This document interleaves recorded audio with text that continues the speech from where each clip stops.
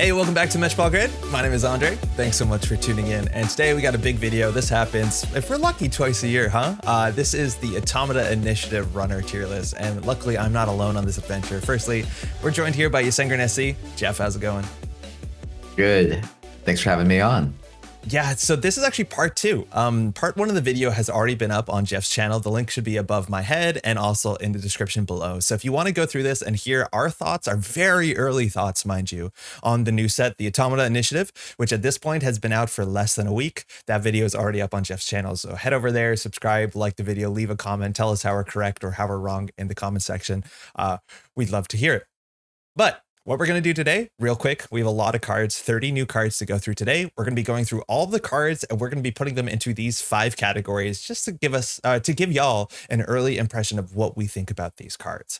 Again, I've said this before, but the set has been out for less than a week. So at least my testing with the cards has been a bit minimal. So this is kind of like shooting for the hip. But Jeff, you are part of NSG and you're also part of the playtesting team. So you have a bit more experience with these cards. Is that correct?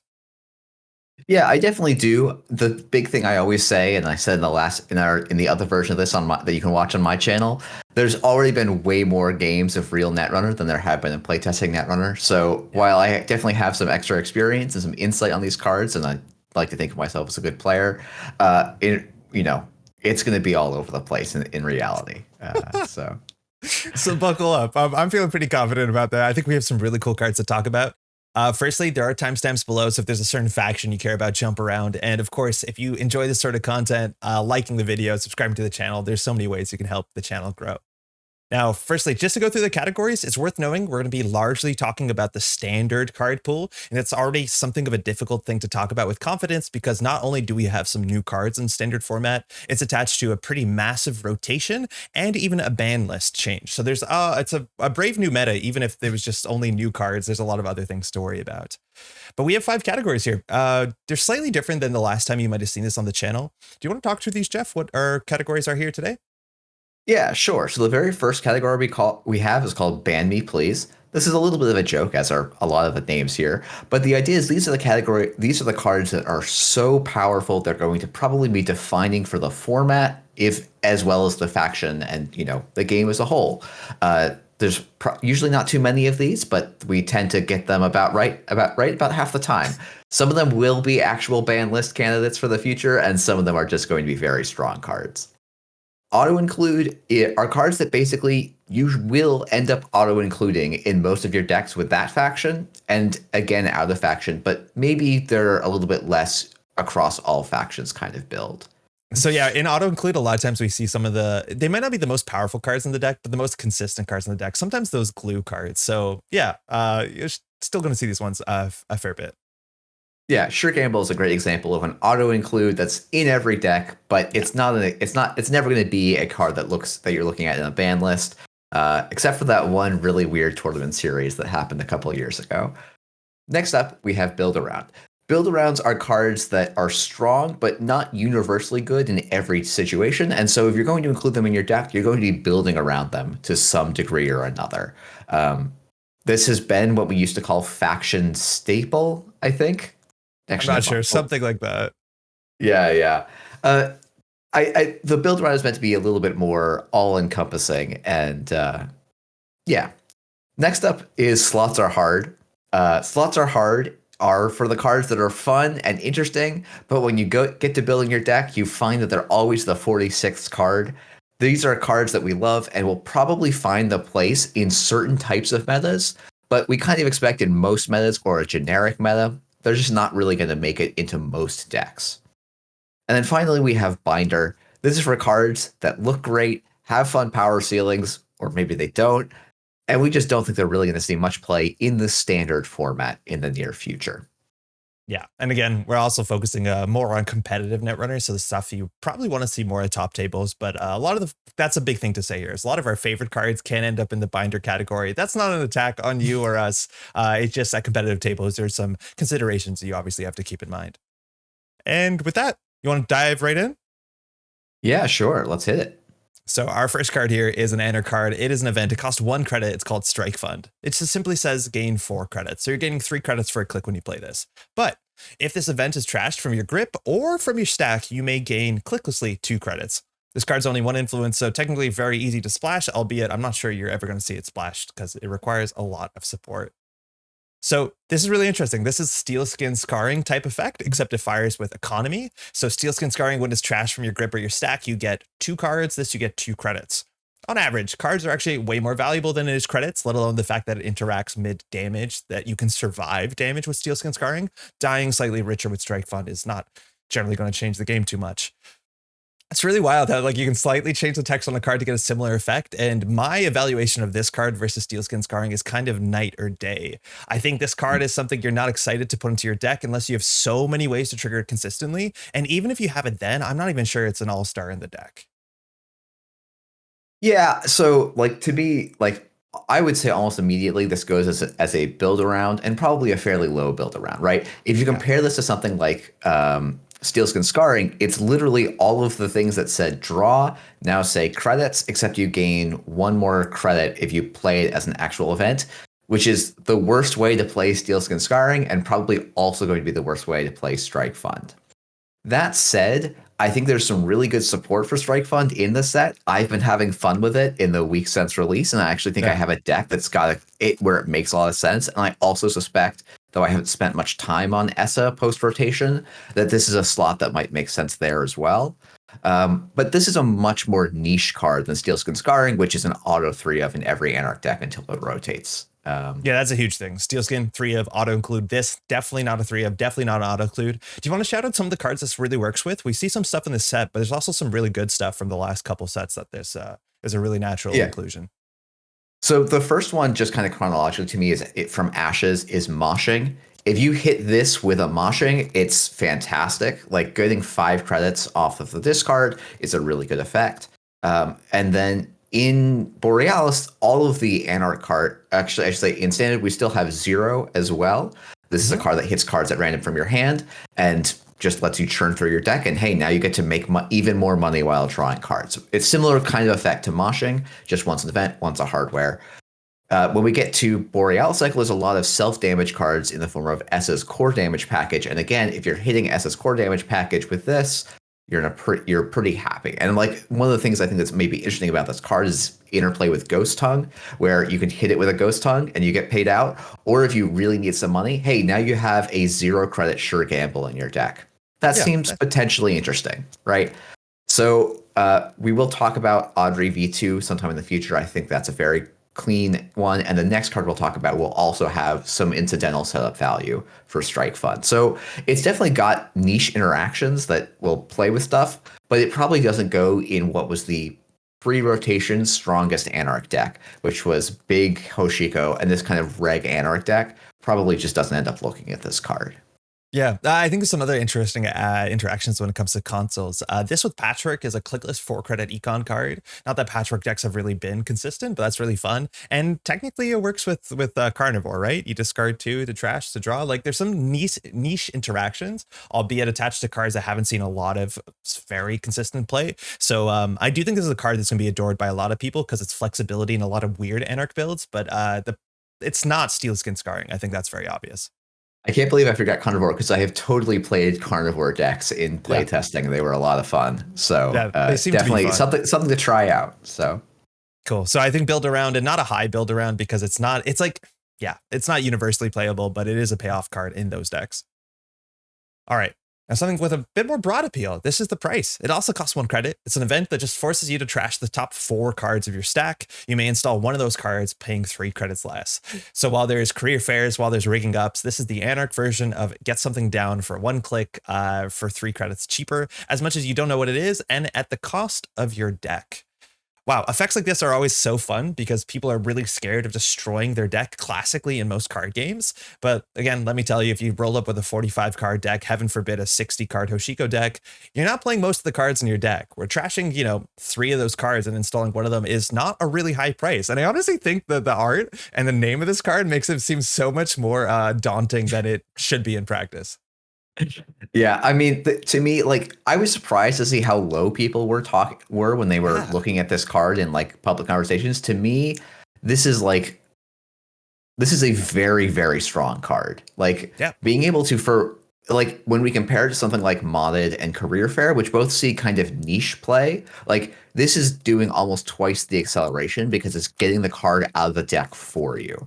Yes, you have less control, but it's not that hard to build an Anarch deck that's full of good installables that cost between honestly 1 and 6 credits that you'll get value out of when you fire the price. To me, like this is going to be best in engine decks that are trying to find their pieces as quickly as possible and set up some kind of doom rig. But to me, this just seems almost straight generically valuable.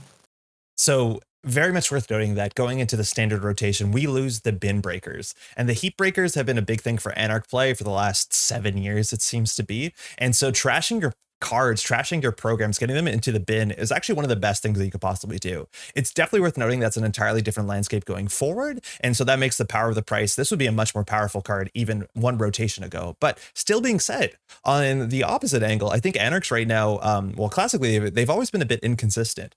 If there's a magnet on the remote server and you just need to find your buzzsaw because you have no real way to contest the remote server, you need to find your Banhar, whatever that may be, cards like this really help with the consistency. Obviously, you're not getting the upside of getting the paperclip clicklessly into the bin, but still a very powerful effect to help set up and give some consistency to a deck that can be a bit inconsistent, especially if you're playing those like 60 card piles.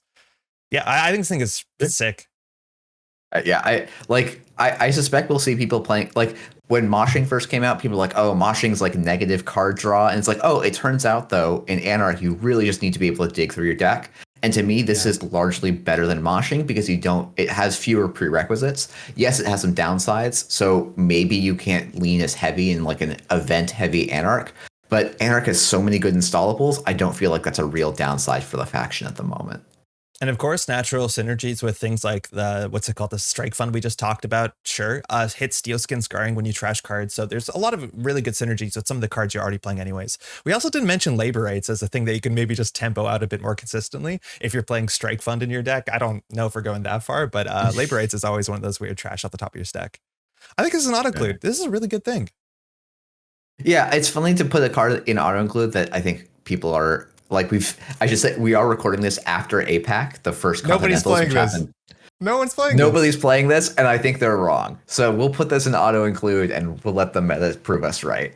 Yeah, no, I'm a huge fan of this card. Trash your cards, it doesn't matter. You're not installing your whole deck. There's no more Obokata, you're safe.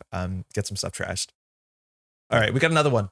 One influence for this, a unique chip. It's 1 credit for Solidarity Badge. It says the first time each turn you trash a corp card, you place 1 power counter on this hardware. And when your turn begins, you can remove a power counter from this card to either draw 1 card or remove 1 tag. If I haven't said already, it's only 1 influence. So that's actually very splashable across all factions. And that is, at least if you can hit the condition, that is a universally good ability. Although be it, and clearing a tag at the start of your turn is technically the worst time to clear a tag out of all the possibilities you can attach to a tag removal card.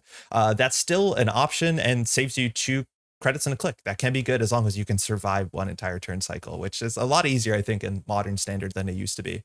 What's your thought on this one? I was really hot on this one when we saw it in preview season. Yeah, I'm still pretty hot on this one. Like my Anarch play has since that release has been really focused on some kind of sillier engine decks that we'll talk a lot about when we get to the next card.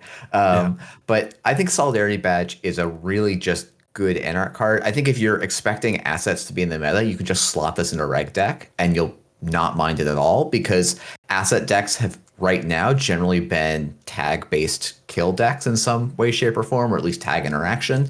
So this will pay itself off at some point, basically guaranteed, and it will draw you cards in the meantime. So for a pretty small investment in particular metas, this ends up everywhere. And then there are Anarch card decks now that probably could look at saying, I'm going to try and trash a corp card every turn. Maybe more, but if I can trash 1 every turn, I just get forward tempo.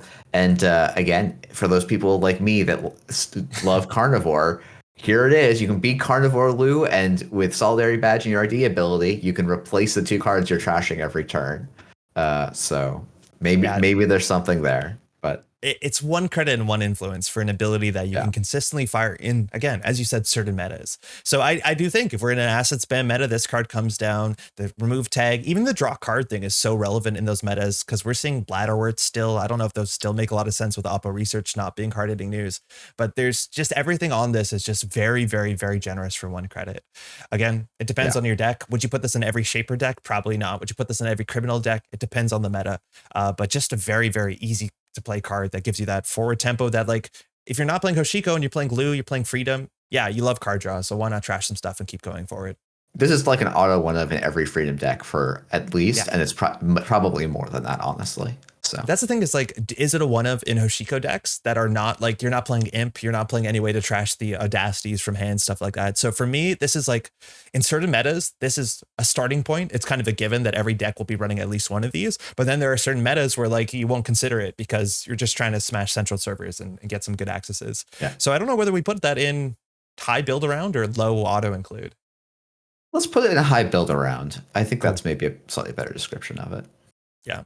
The one influence. We If can there's always any sort of meta that you found, like, you're worried about, oh man, I'm trashing a lot of stuff with my Bis Bones and Criminal. You can't do much worse for one influence, right? Like, this is that sort of dream net slot that a lot of criminal decks are not playing because 3 credits is a lot for dream net. So go get it. Yeah. And we can always come back to this later and decide if it belongs in auto include if it needs to. Yeah, we always edit this throughout the video, noting left to right. Left is the higher pick in the order. So yeah. All right. We got a fun one. Audrey V2. This costs 3 credits. It also takes up 2 MU. That's huge. It's an icebreaker, but it's also a virus and an AI. So it says whenever you trash a card you're accessing, so that's a specific subset of trashing, you get to place a virus counter on this program. And why do you need the virus counters? Well, because when you're interfacing, you can spend a hosted virus counter to break up to 2 subroutines. Now, it comes in at only 0 strength, but you can trash a card from your grip to get +3 strength, which means, again, you're getting through almost all ice in the game for at a maximum 2 cards, which is pretty exciting for not needing any other breakers, maybe. It's also only 3 influence, and the art is absolutely frightening. I'm gonna let you start on this one, Jeff. So this is one of my favorite build around pieces in the whole set. I have been playing basically 2 runners exclusively since the set released, and one of them has been an Audrey-based Freedom deck, and it can do really terrifying stuff. Anarch has a lot of supporting card pool, and I've been using Audrey as a primary breaker. Some people think that it should be like a secondary or like an early game bridging breaker, and I've generally found you have enough gas to just push it through and make it like your game plan if you build your deck correctly. I think the like costs are pretty high. Like it is asking a lot. It's asking that you're consistently trashing cards. It's asking that you consistently have cards you're okay with throwing away and that you're drawing back up at tempo. But in exchange, you can almost stop thinking about credits once you have your engine going. Yeah. And that's a huge change in the way, like the whole game just becomes drawing cards and getting accesses. And that's like a really nice simplification and streamlining of the game that could be really beneficial for you as the runner because you get to build your deck based on the idea that you're trying to get to that state as quickly as possible. This like belongs in Freedom. I could see some Lou builds trying this out as well. For sure. But it's like this isn't going to be a card that you see generically in your reg Anarch shell like Hoshiko because it does just ask to like those asks don't come for free. You make deck building concessions, and they're somewhat significant. So. Yeah. This thing is so cool, right? Like obviously Faust was a really big card that this card kind of mimics. And Faust was this AI breaker that let you break every ice in the game for just cards from hand. There was no additional cost. It didn't take 2 MU. You didn't care about virus counters or trashing stuff. And that card, when it came out, people were really low in evaluations until it absolutely just destroyed the meta and it became a Faust meta for a long while. It had huge impacts on what ice corporations were going to include, and I don't think you can actually like really ice interestingly into Audrey. I think the numbers are so flexible that's actually really hard to tax out Audrey in a really big way if Audrey's very common. But the better thing about at least Audrey that I'm not worried that we're going to hit that Faustian like singularity is that there's a lot, like you said, there's a lot of conditions. You can purge this thing out. If you ice up everything, they might struggle to get into trash something. And that's again the beauty of Freedom, who can trash just about everything if they put their mind to it. So I find this one to be a lot more fair. I think there are certain metas though, and that's what I worry about that sort of freedom deck that you're playing, Jeff, is that like if they triple ice everything and there's like a Vampire Anasa on HQ and something a Nantini on R&D, like I don't know what happens, whether you can rely on this without being like you're playing against ASA, you're playing against Epiphany Analytica. I think you're going to have a good spot. And I'm interested to see how flexible this is into a slightly different meta. So maybe it's a meta call. Maybe it is just flexible enough as a card. I'm not sure. Yeah, I think it's like if I was like, oh, what's the best way to build a freedom? I'm not 100% sure it's Audrey right at this point in time because there's in fact better virus AI. There's a better virus AI breaker in Amakua in the game right now that is a one card solution to basically everything.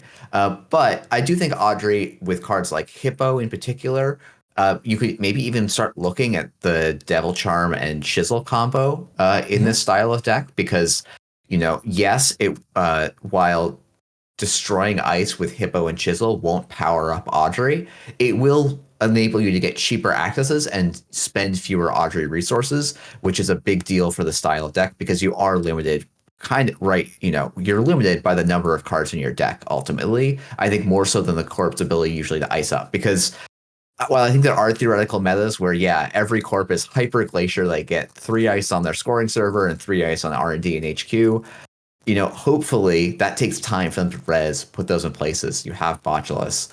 I think even in that hypothetical meta, there's probably windows for this card to be good. So I don't know. I think I'm pretty high on this card. I think realistically, it is asking maybe a little bit too much to be meta overpowering, but it's a very fun card and one I expect to see come in and out of fashion depending on the meta. Super excited card. How do you play this against the outfit? Like that's the sort of matchup that I don't know what to do. Like they ice up everything with big stuff and then you have to Hippo or you have to Chisel somehow. It's really weird. Yeah, it's definitely going to be a little bit awkward, but conversely, just discarding 2 cards from your hand to break one of their big pieces of ice is actually really cheap compared to what everyone else is doing, right? Yeah. You can basically click twice to draw and get back that value, whereas runners have to find, if I'm playing a regular breaker, I probably have to play actual econ events to catch back up. And that's maybe a beneficial thing in your favor. As well as if you're playing Freedom, you get to trash their audacities and too big to fails for free. So that's pretty good. Cool. Obviously I think that's a build around. I would say it's somewhere between, I think you're gonna see more Badge than Audrey. I think so. Yeah. No, because every Freedom deck's going to run Badge. I don't think every Freedom deck's going to run Audrey. So exactly. Really exciting though to have cool AIs that people want to pursue that force you into a different direction. Love that style of play. Yeah. All right. I should also say it's very good. Strike Fund, I think, is a fantastic card in an Audrey deck because you can actually one of the fun things is you can do the Strike Fund. You can discard Strike Fund in any paid ability window with Audrey. Yes. It doesn't have to be during a run. Or when you're encountering ice. So if you just draw some other card you need to play, there you go, 2 credits at instant speed at any time. So yeah, same as Steel Skin too. Like you can just clicklessly draw. There's some really cool interactions there. Yeah. Okay, sick. Our last Anarch program is Banner. Costs 4 credits, only 1 MU. It's a Fractor and a weapon, and it just says simply interface to pay 2 credits. Subroutines, and only subroutines on the barrier you're encountering cannot end the run for the remainder of this encounter. Now, it only comes in at a fixed 5 strength and has no way to, on its own, boost its strength, and comes in at 3 influence. So it's really interesting, this card, right? We're going to be talking about Mercury, and I think this card has some good relevance in Mercury decks for sure. The Mercury, they want to not let subroutines fire. And this is a really strange card because in some ways, letting subroutines fire seems pretty daunting. But as soon as you look at the card pool, you're going to notice 2 things when you look at the barrier card pool in Standard. Firstly, 5 strength barriers, that gets you through most of the barriers in the game, barring, I think, Brawn and then some Wayland stuff off the top of the dome. But also, in terms of the barriers, now with Tithonium banned in the format, there is no barrier subroutine that is disastrous to let fire. All the barrier subroutines will either give you a tag, do at least 1 net damage, or 2 net damage sometimes, or give the corporation some small amount of credits. So for 2 credits, you actually get through almost all the barriers in the entire format, which is a really nice spot to be. And yet still, I'm not convinced that this card is necessary, because it's so close to Cleaver, and Cleaver is just like a really playable card and also comes in with some strength problems. So very weird place to be with this one. It's such an interesting card. Yeah, I definitely have gone up and down on my evaluation of Banner a ton because it is a 1 card solution for 2 credits to probably basically all of the barriers you're going to see, right? Yeah. And that's a big deal, right? But it's 1 credit more than Cleaver. It is more expensive when dealing with small barriers, which, we rated really high and is a big part Yeah. of the meta. And so that stuff starts to add up. And then you're also like, oh, there's this incidental if it's an Ockhead or a tree line, like the corpse starts to get some value back. And it feels a bit awkward. But I suspect this card is pretty good, but it's hard to like barrier breakers kind of always have this problem of there usually ends up being a mathematically best one. And Yeah. there's maybe a meta where banner ends up being mathematically best, but it seems like most of the time, a cleaver based rig is going to push that out of the way. So like So your it's best case tricky. scenario is like 2 credits to get through an envelopment mostly because the trash subroutine fires, which can be pretty impactful in op.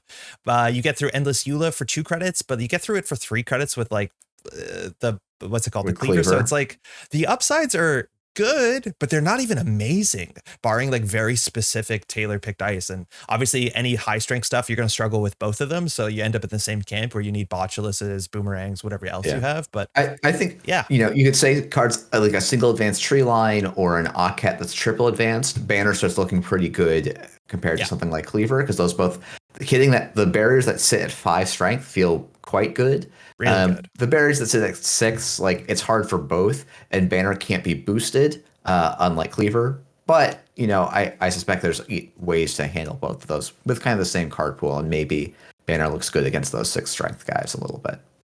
I think it's one of the coolest icebreakers we've seen in a long time. And yet, like, again, I'm not sure if it's going to see any play, but I really like the design on this. And if you're looking at this and thinking like not letting subroutines fire is a big deal, it's honestly not that big of a deal. This gets through most everything. Yeah. If this was like a thing for sentry breakers, it would be unplayable because most sentries don't end the run. But Yeah. basically, barriers as a class only end the run. So this card is fantastic. I also we'll talk about Mercury. I think this is Mercury's icebreaker by and large, or barrier breaker Yep. by and large. Yep, it's huge. It's really good for Mercury. I think it's a build around. I think it's somewhere around here. I don't know if you feel about that.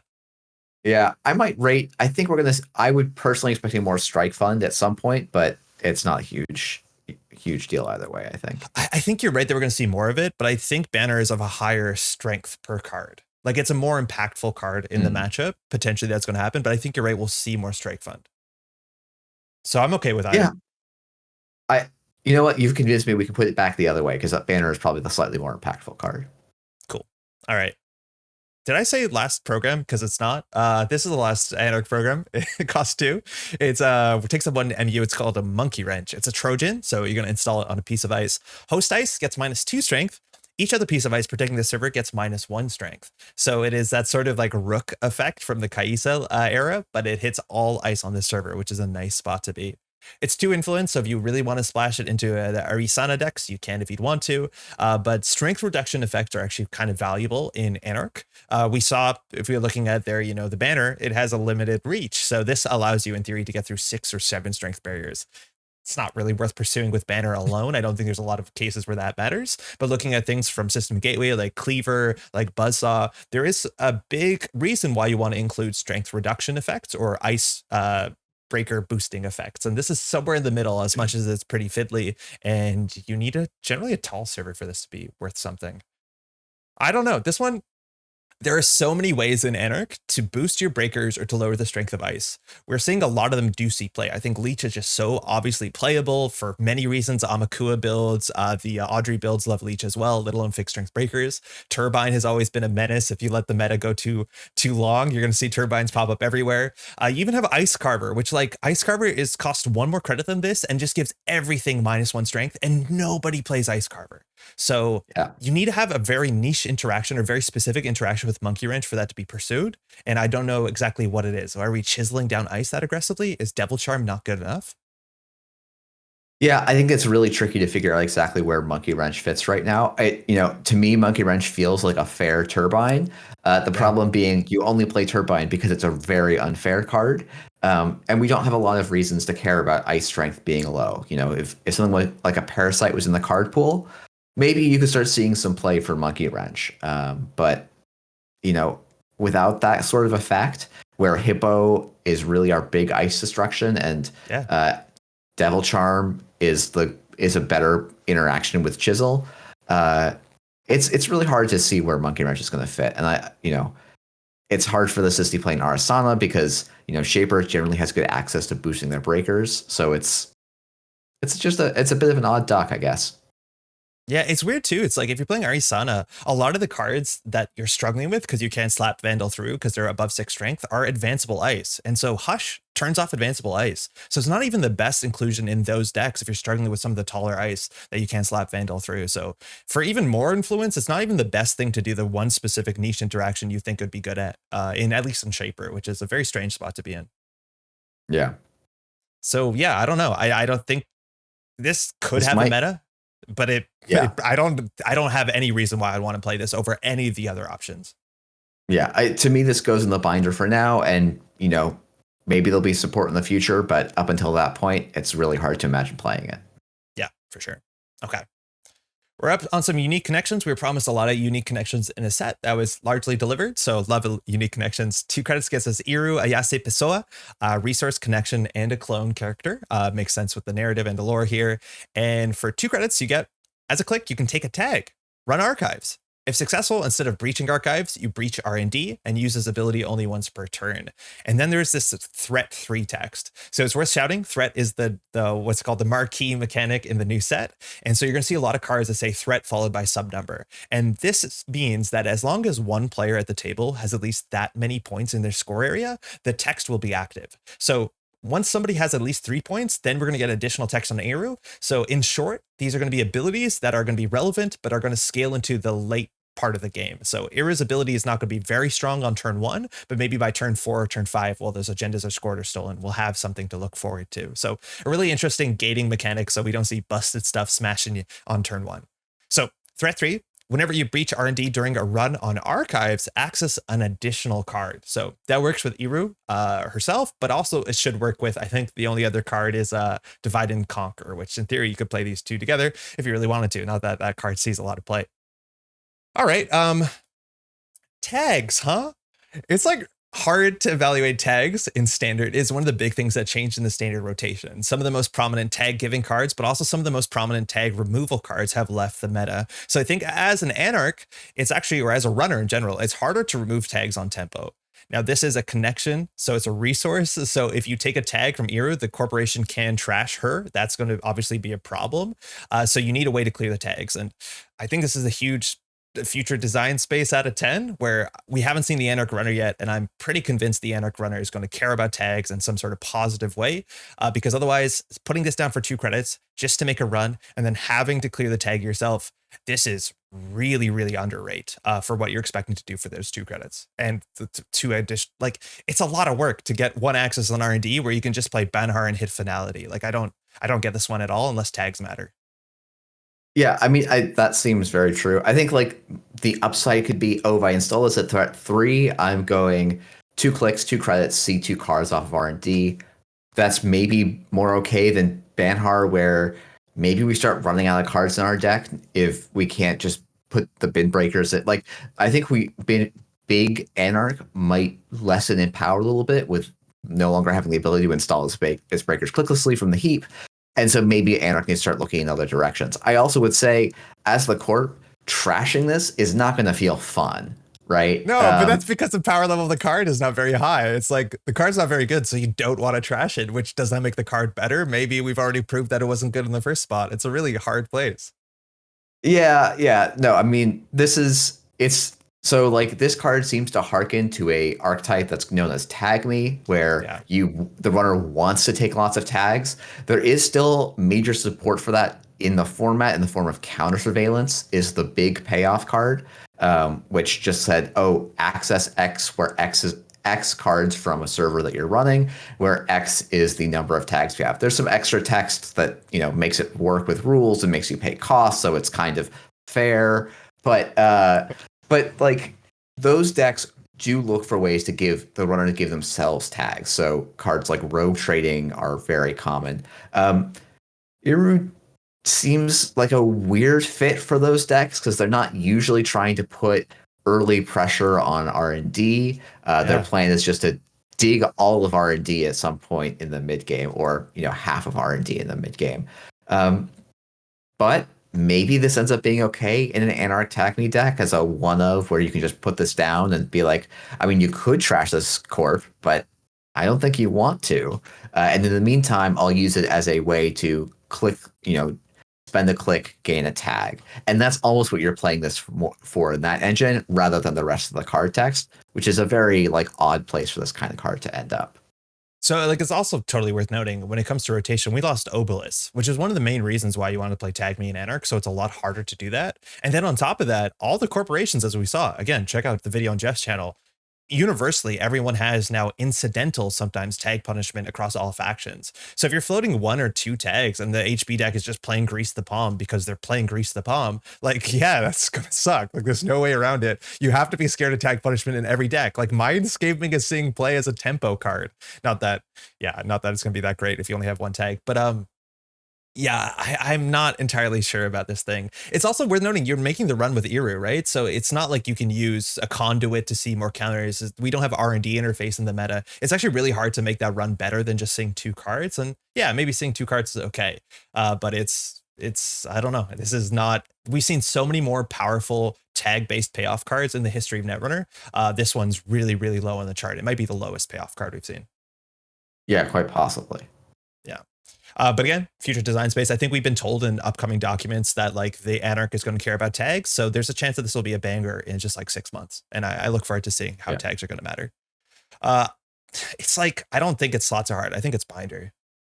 Okay. I think that's fine. Yeah, I think it would be very low and slots are hard. So putting it in the binder for now, and then we can take it out when support comes out if it does. Yeah, cool. Okay. We have another unique connection. Hannah Wheels Plintra. 2 credits for this connection. It has 2 really goofy abilities on it. First one, you spend a click to gain a click. Okay. You can run a remote server, and when that run ends, if it was unsuccessful, you have to take a tag. And you can only use that ability once per turn. So in short, if it's not unsuccessful, it's just a free run on a remote server. If that server is uniced, that's amazing. If it's iced, still sometimes good as long as you're getting in. You can also spend a click to trash this to gain 2 clicks to remove a tag. 2 influence, which means you actually can consider playing this out of faction. And there are some reasons to do that. But this is also an absolutely fascinating card. It's a flexible card. It has some of that, modality to it, whether you're playing this because you want a tag. I don't think that's a real thing you need to worry about in this modern meta, but a way to clicklessly check servers, check remote servers, especially if there's assets, you have payoffs for that. And then even if the downside of Hannah catches up to you, or if the court catches up to you, this is in theory one of the best on-tempo ways to remove a tag. As much as spending 2 influence to do that in criminal might seem bad, it's a panic button that is kind of like a self-sufficient environment. I think that's chill. That's a really nice card. What are you expecting to see with Hannah? I don't have a lot of expectation for Hannah. Now, this is probably, to me, I have a lot of bias about this card, which is, when I look at other people's reaction, I'm like, oh yeah, if I stop and think about this, maybe this card's good, right? If I clicklessly start checking remotes in an asset-heavy meta, that's great. If I use this to clear a tag, well, I spent a click and 2 credits to put this down, so I guess that's kind of paying off the tag. Yeah, it's okay. So I come out roughly ahead because I'm gaining a click in that exchange. But I just look at this and I go, if I'm against an asset deck and I'm low on econ, I'm not gonna want to put this down to then just go and check a remote and go, cool, that's gonna kill me. Can't do anything about it though because I just put 2 credits on this card. I put my tempo into installing wheels. So it's tricky for me. It's hard for me to imagine the case where I get a lot of value out of this compared to my next best slot. But I think a lot of people look at this card and go, no, it's as long as there's some number of assets installed, like clearing a spin doctor clicklessly, that's a pretty good effect, right? So there's going to be incidental ways that this gets used quite a bit. Yeah, and that's where I'm pretty stoked about this. I do think it's obviously meta dependent, but if you're seeing again, a lot of Analytica decks, you're seeing a lot of horizontal stuff, near Earth Hub, whatever it takes, and there's a lot of stuff for you to check. This is a free click a turn. So whether you want to look at this like a quote unquote Rizeki, something that's banned in standard, you get a free click and then you spend that click to just click for a credit or draw a card. This card is as flexible as what you can do with your click. And that's actually a better effect than just gaining a credit. That's really, really cool. On top of that too, like I'm excited to see this in other decks that have ways to get more value off of that run. So running and then getting, you know, if you're going to see this in criminal for 2 influence, there's some really good criminals that want this, right? Like getting credits on your Penny Shaver, your Paragon, getting counters on your Yusuf, getting counters on your getting Aeneas Informant, get a Maw to fire, getting what's it called, a bankroll. Like there's a lot of ways to get incidental value clicklessly off of this way, kind of like a Jack Sinclair type ability, but a lot more flexible how you can use it. It's also worth knowing, like barring defensive upgrades, border controls, those sort of abilities, using that click to run the remote server is, again, it's still nice. It doesn't have to be a full asset spam meta, as much as the asset spam meta is going to be really good for this. There's also like a huge fundamental change when it comes to hard-hitting news versus Opera research, is that with this card, it's actually now possible, if you're not afraid of hard-hitting news anymore, that you can run and check remote servers and see what they are, and then determine whether or not you want to trash them. And unlike hard-hitting news, you're not punished for checking, you're punished for stealing or choosing to trash. So even just using this for reconnaissance is like not bad at all. You just get free information that it might be hard to like spam you out, and you can tell, like against that you know, that sort of Arctic Blood op deck, you can check the remote servers and decide what you want to do and still have 4 clicks, maybe even 5 clicks left in the turn to use Hannah in the way that you want to use Hannah. And I think that's, again, meta dependent. I think you could consider splashing this into certain criminal decks. I think you want to play this perhaps in Anarch decks, and it's going to be a bit of a meta call, but I think the floor on Hannah is relatively good. We also didn't talk about this bottom ability, and you can use both abilities to get a pseudo like 5 to 6 click turn, which is pretty wild. And so you're going to see this slot into like Sable decks that want to deep dive with some ridiculous amount of efficiency. Even if you're not required to run a remote server, you can crack the bottom thing. That's always worth noting, that you can crack the bottom ability even if you don't have a tag, and that's, you know, potentially quite powerful. They can get another click to do some central server nonsense. And that deck is running already payoffs for successful runs. So why not run the remote servers and make that, like, it basically gives you Sable's ability on a remote server once a turn. And as long as you get paid off for making a free run with sec testing or whatever else, like, why the heck not? That seems good. Yeah, I guess to me, it's always this card doesn't do anything to me impactful on its own relative to its cost. It really is when you start stacking it with other stuff that it becomes pretty good. And the question for me with those is, and this is a thing that's like always hard to evaluate, and Wheels is you know, kind of aggressively pushed on that with how many clicks it gives you back. So maybe it's really, you know, if you're already running those decks, yeah, Wheels is worth the slot there. My concern is just going to be, I can't just put Wheels in a deck and then go, okay, this is enough to build an engine around. It just supplements an engine that I already have. And that tends to be a little bit of a harder card to find consistent slots for when, you know, you have to really grind down and accommodate for different types of metas. Yeah, no, that's really true. And I think there's certain metas where Wheels make sense and a lot of metas where Wheels doesn't make sense. But the metas in which she makes sense, or if you can build a deck into it, I'm really high on that. But yeah, I think you're on the money there. It's not like a consistent, like, I don't think you put this as your 63rd card in a Hoshiko deck. It doesn't make a lot of sense. Yeah.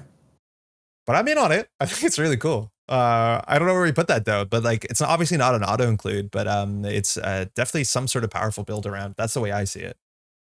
Yeah, I mean, to me, it's probably below Solidarity Badge. Oh yeah, for sure.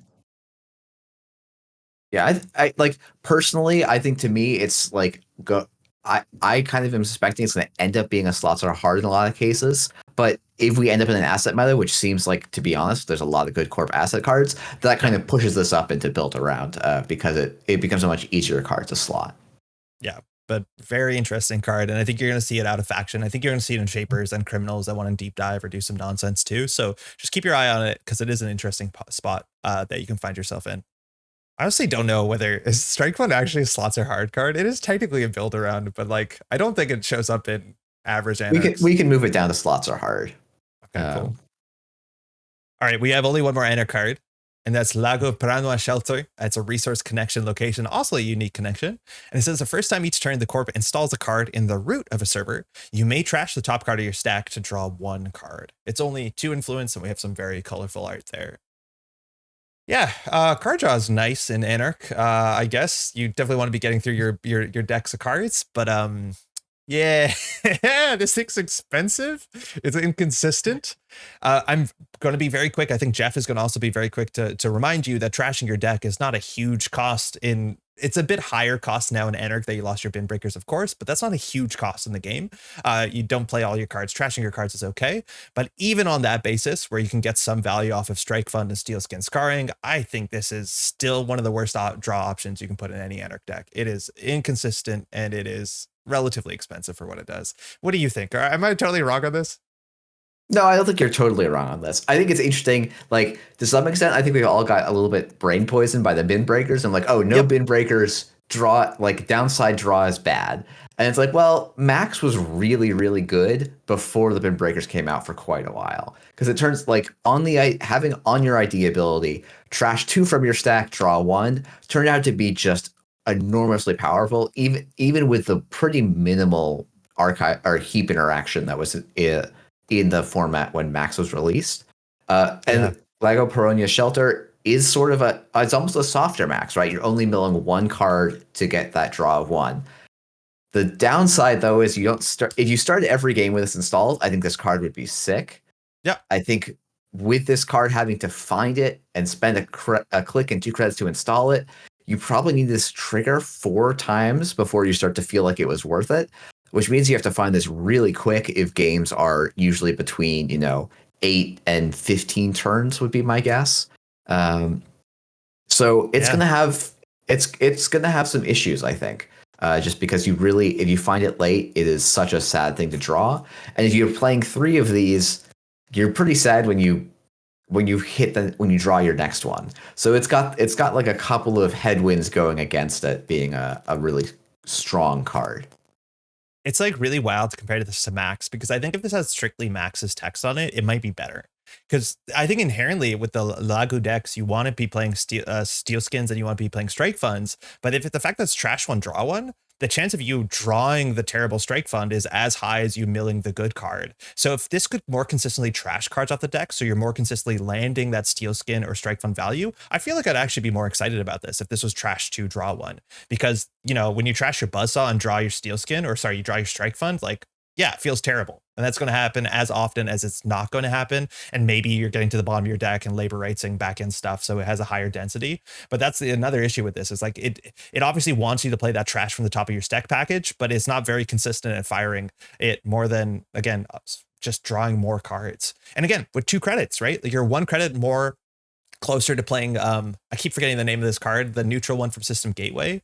I want to say Symmetrical Visage. That's not right. Verbal Plasticity. Verbal. I never remember that name. You're 1 credit more than Verbal. That sees no competitive play. You're obviously 2 credits short of Earthrise Hotel. That'll clicklessly give you 6 card draw if you can afford that, and more consistently. It's worth noting that this has a condition. The corp has to do something for this to fire. That condition is going to fire almost every turn anyways if things are not going terribly for the corp. So it's not a huge downside, but like compared to those cards that have like a better, they get you to value sooner, especially if you draw them into the mid to late game. Like this is fighting with some of the cards that do see consistent play. And that makes it a bit hard as well. It's like if this was cheaper, maybe, but I don't know. I've never been impressed by this thing. Yeah, it's, maybe in a meta where there's a lot of corp installing stuff on the runner's turn with which is a thing that we're going to see a little bit of, right? Ablative Barrier and Atea can do it with some swaps and stuff. Like this starts to become a little bit more interesting because now it's suddenly draw 2 cards and mill 2 cards in the span of a turn. And that definitely looks interesting, but I think that's going to be a little bit niche. And I think the whole card feels pretty difficult to slot for a lot of the reasons you talked about. It's tricky because it's like, oh, I'd love to see this mill too, but then it's like, oh, how much deck do you actually have? You don't want to put this in a big deck really because you want to actually get value out of it, and it's not, you can't get value through. Part of the idea behind all the big decks is that your cards are equally good at all points in the game, and this is very much a early game card. And so now you're suddenly in a 45 card deck, and if you're milling 2 and drawing 1, maybe you're running out before you can extract the value out of it in the same way.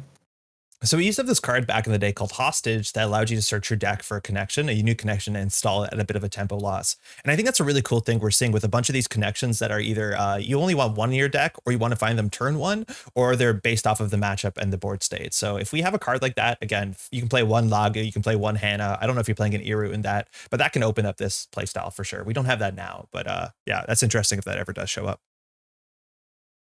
Yeah, I don't know if you're going to see this. I don't think it's by even close to some of the better draw options Anarch has. And Anarch does need card draw because they're not very consistent the same way maybe Shapers and Criminals are at finding their things when they need it. They just kind of need brute force card draw.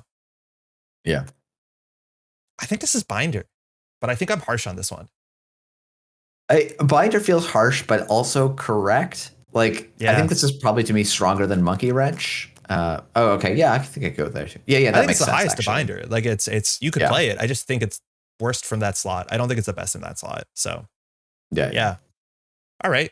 That's the Anarch cards. That's kind of, it goes a bit lower on this one, that's for sure. But it's worth noting, Anarch has classically been and currently probably still is maybe the best faction. We've only seen some very early results for very early tournaments, but the good stuff Anarch decks seem to still exist, as much as I think we're a bit too soon to see the meta like really do anything very creative. But a lot of these cards like don't straight up fit in that value deck, which I think is really exciting. It actually forces you to do something else. I think we're going to see more freedom. We're going to see maybe even some Lou decks. And the fact that there's no hard-hitting news, I think those engines can flourish a bit more. That's a really big difference. So while none of these are just like consistent good Anarch piles, I think that's for the better. I don't know. What do you think, Jeff? No, I completely agree. Like Anarch is basically technically Anarch didn't win Worlds last year, but it was, but the majority of the top cut, it was the majority of the top cut or won all of the other major events that No Signal ran last year. So like Anarch also just got a big hit with losing the pin breakers. So it makes sense that there's, to me that this is a set of actually, I think, pretty strong and good cards, but they just don't go generically in any Anarch deck, which I think is a really nice design space to see. Yeah, I'm stoked for that. Cool. All right, we're going to move on to some criminal cards, and we have a new criminal ID. This is Mercury. It's a Byroid. We lost Adam, unfortunately, but Mercury's here. And their text says, whenever you breach HQ or R&D during a run, if you did not break any subroutines during that run, you may access an additional card only once per turn. I decided I am free. New criminal. It's kind of a mixture of a criminal aggression and that sort of multi-axis turn one that you got from somebody like Adam, who he has rotated out of the format, sadly. And I think everyone obviously loves Mercury as a character, but we're going to be talking about Mercury as a mechanic in the game. And I'm really divided about this one. It's worth knowing, to get accesses without letting subroutines, breaking subroutines, there's a lot of different ways you can do that. Either derez packages work. So if the corp can't res or doesn't res their ice, you can get in. Bypass effects work. So if you're inside jobbing, we're going to see some other cards subroutines are not resolving because you're not letting them resolve. And then lastly, just letting subroutines resolve. That's actually kind of notable. I think on the corp side, we saw very few cards that actually like straight up end the run. So there's a lot of stuff. And classically Netrunner, you don't put your hard end the runs on central servers. So as long as Mercury is okay tanking through some nasty subroutines, Mercury can see some additional cards. I don't know how to feel about this. Multi-axis is something that is incredibly potent in the early game. If corps can't afford to or can't ice up, there's some huge blowouts of games. I've won Mercury games on turn 2, where the corporation floods a bit, they can't afford to res everything, you smash 2 central servers, you get 5 accesses by turn 2. That can win you the game in some cases. But also, on that basis, like this is an ability that kind of, I would say, falls off to the mid to late game. Like there's a lot of decks that want to set up and do base fundamental stuff, set up their economy, card draw, find their breakers, and then start playing multi-access. So it kind of goes across that. It goes against that sort of narrative you're expecting in most games. So you also need to play weird stuff. Like if you just play good stuff, Mercury, I don't think Mercury is going to fire a lot. So you also have to build a radically different deck, which is at least exciting. But I'm not sure it's an ability that I'm actually really excited, and I'm worried that if it's good, it might be unhealthy, that we might see more early always be running Atom blowout type games. What are you thinking about this one? I don't see that necessarily being a bad thing, that we have a criminal that's trying to be really aggressive quickly. I think that's a really the criminal. I mean, the game as a whole has been really focused on this runner game plan of I'm going to try and survive the early and mid game and then lock everything down in the end game so the corp can't possibly win. And I really appreciate Mercury as an attempt to say, no, we're going to try and make the early game and mid game a point of runner power if they build for it. And I think Mercury is a really good attempt at getting a payoff there. And I suspect will be like, maybe not the best criminal you can run. I think there's pretty much always going to be more generically valuable, but I think has some really fun tricks and might be a good way, especially in some of the, like, if you're seeing a more fast advance or aggressive meta, Yeah. Mercury, I think, starts looking really interesting as a way for criminals to balance the table against an archetype they historically struggle against. And so then it's like, okay, if I'm trying to build a criminal deck with Mercury to balance off my struggles, I now need to make sure I can handle the stuff that Crim is historically good at. And so you end up with this hybrid mix that's going to be, I think, a really interesting deck building challenge to see if it ends up manifesting or ends up falling just a little bit short. And I think it's really hard to say, especially where we are right now, less than a week out from release. I think Yeah.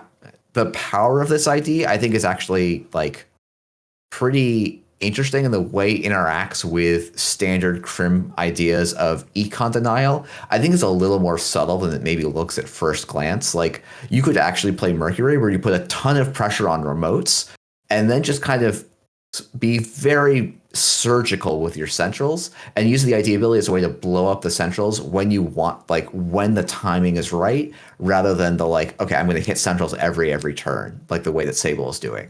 So it's interesting to kind of look at the comparison between those two. And so I don't know. I'm less worried about Mercury being unhealthy. I hope that Mercury is strong at some point, but it does seem like a bit of a tricky one to build into. I've made some effort to play quote unquote control Mercury, where it's like I'm gonna sit back and then we'll talk about the console and get some good multi access in the mid to late game. And I've always found myself to be way too aggressive because trying to contest turn one to see 2 cards from HQ after a mulligan, like that's a messed up good access a lot of the time. So yeah, your mileage may vary.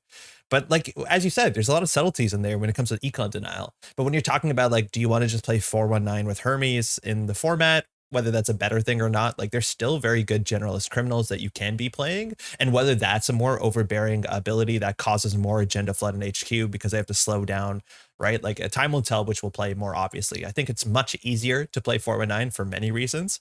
That Mercury is going to require a bit of a spicy brew, and we'll talk about the support cards when we talk about them. But like, I don't know if derez criminal is a real thing. I think there's some good bypass tricks for sure. I think letting subroutines fire is a bit more difficult, especially when those subroutines give you tags and there's no good way to interact with those. As much as I do think you can actually take a lot of net damage now that Obokata is gone and just like face check through Natini and see 2 cards on HQ, that's a game winning play. So you can't discount that at least. So yeah, I don't know. It's a mixed bag. I don't think it's the best thing criminal can do, but I think it's something that potentially has legs. Yeah, I mean, this is the thing whenever we were talking about like Sentry Breakers, I was like, oh, okay, well, have to ignore how good is this after you look at Begalter, and I think we were saying that even back when we were looking at the Borealis review list, because it's like, yeah, there's going to be a best in slot, and 419 is just, I think, very clearly the best criminal identity by a pretty big margin to me.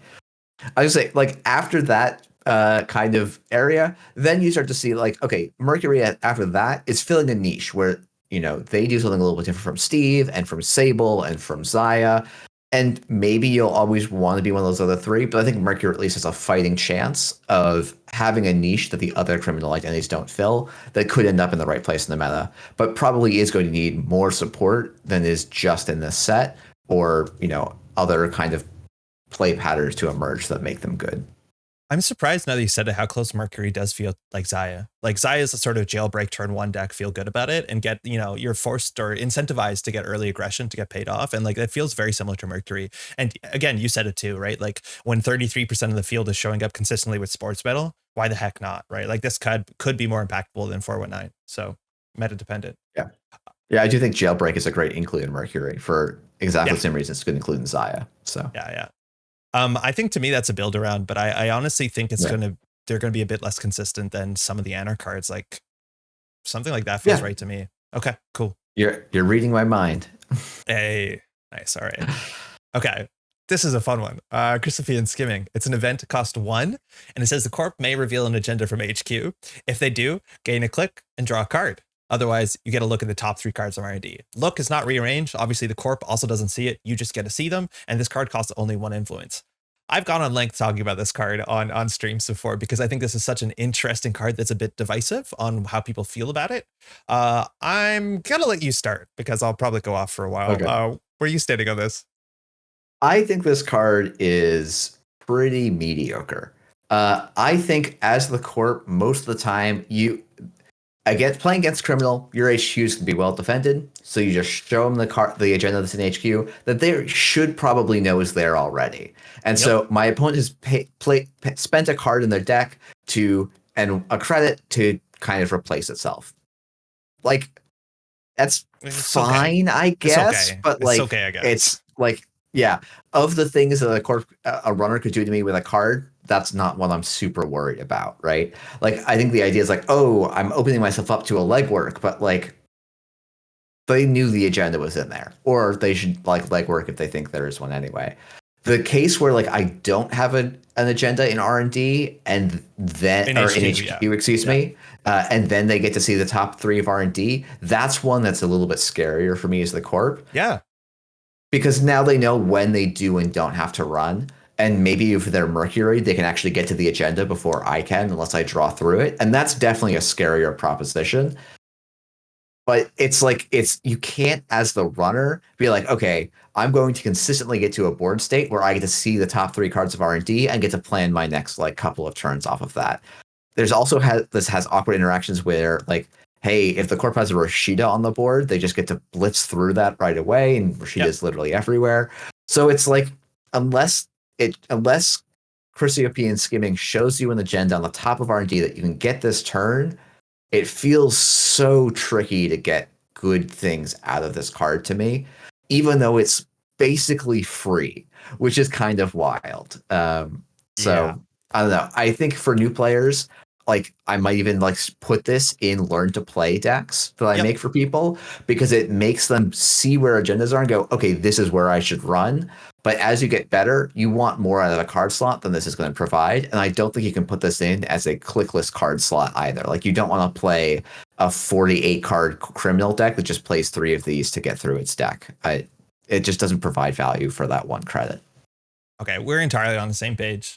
This is one of the best things when learning Netrunner is understanding that most corp decks have about 10 agendas and 45 cards. You can reduce that number to about 1 in 5 cards the corp draws as an agenda, which means if it's turn 3 and the corp has drawn through 10 cards and they haven't shuffled anything back, they haven't jammed in a remote server, they're probably holding 2 agendas in HQ. It's a heuristic. It's not always accurate, but that's a good idea.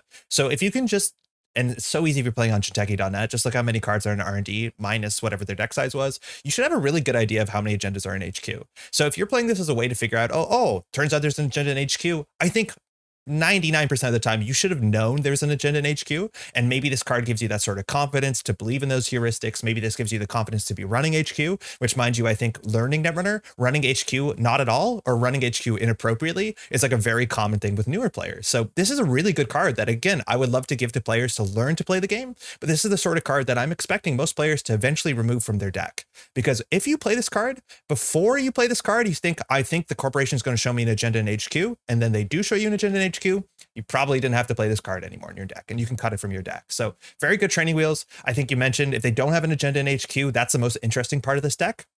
Mandatorily worth mentioning Top Hat, the hardware that lets you see or pick a card that you access. I want to pick the third card that rotated. So if you want to see the third card on R&D, you actually have to play some multi-access, get Mercury to fire, stuff like that.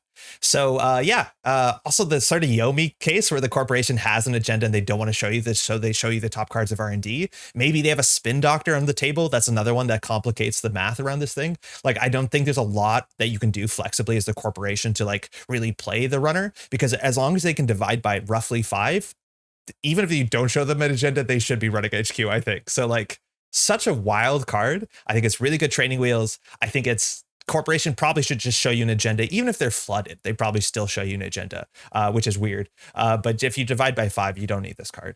I'm glad it exists, though. I'm really glad this card exists, because it's going to be a really nice way to help people feel excited about running centrals when they do not feel confident, where they don't know where the agendas are. Yeah. Yeah, it's like if this was a basic, a bit like I don't know. It's like this card is just a very odd one to me about putting into decks, but it's good that I'm glad it exists, right? Yeah. I'm glad this category is no longer called shame, because this it's is like a cool card. It just doesn't do anything like it's in technically high level play.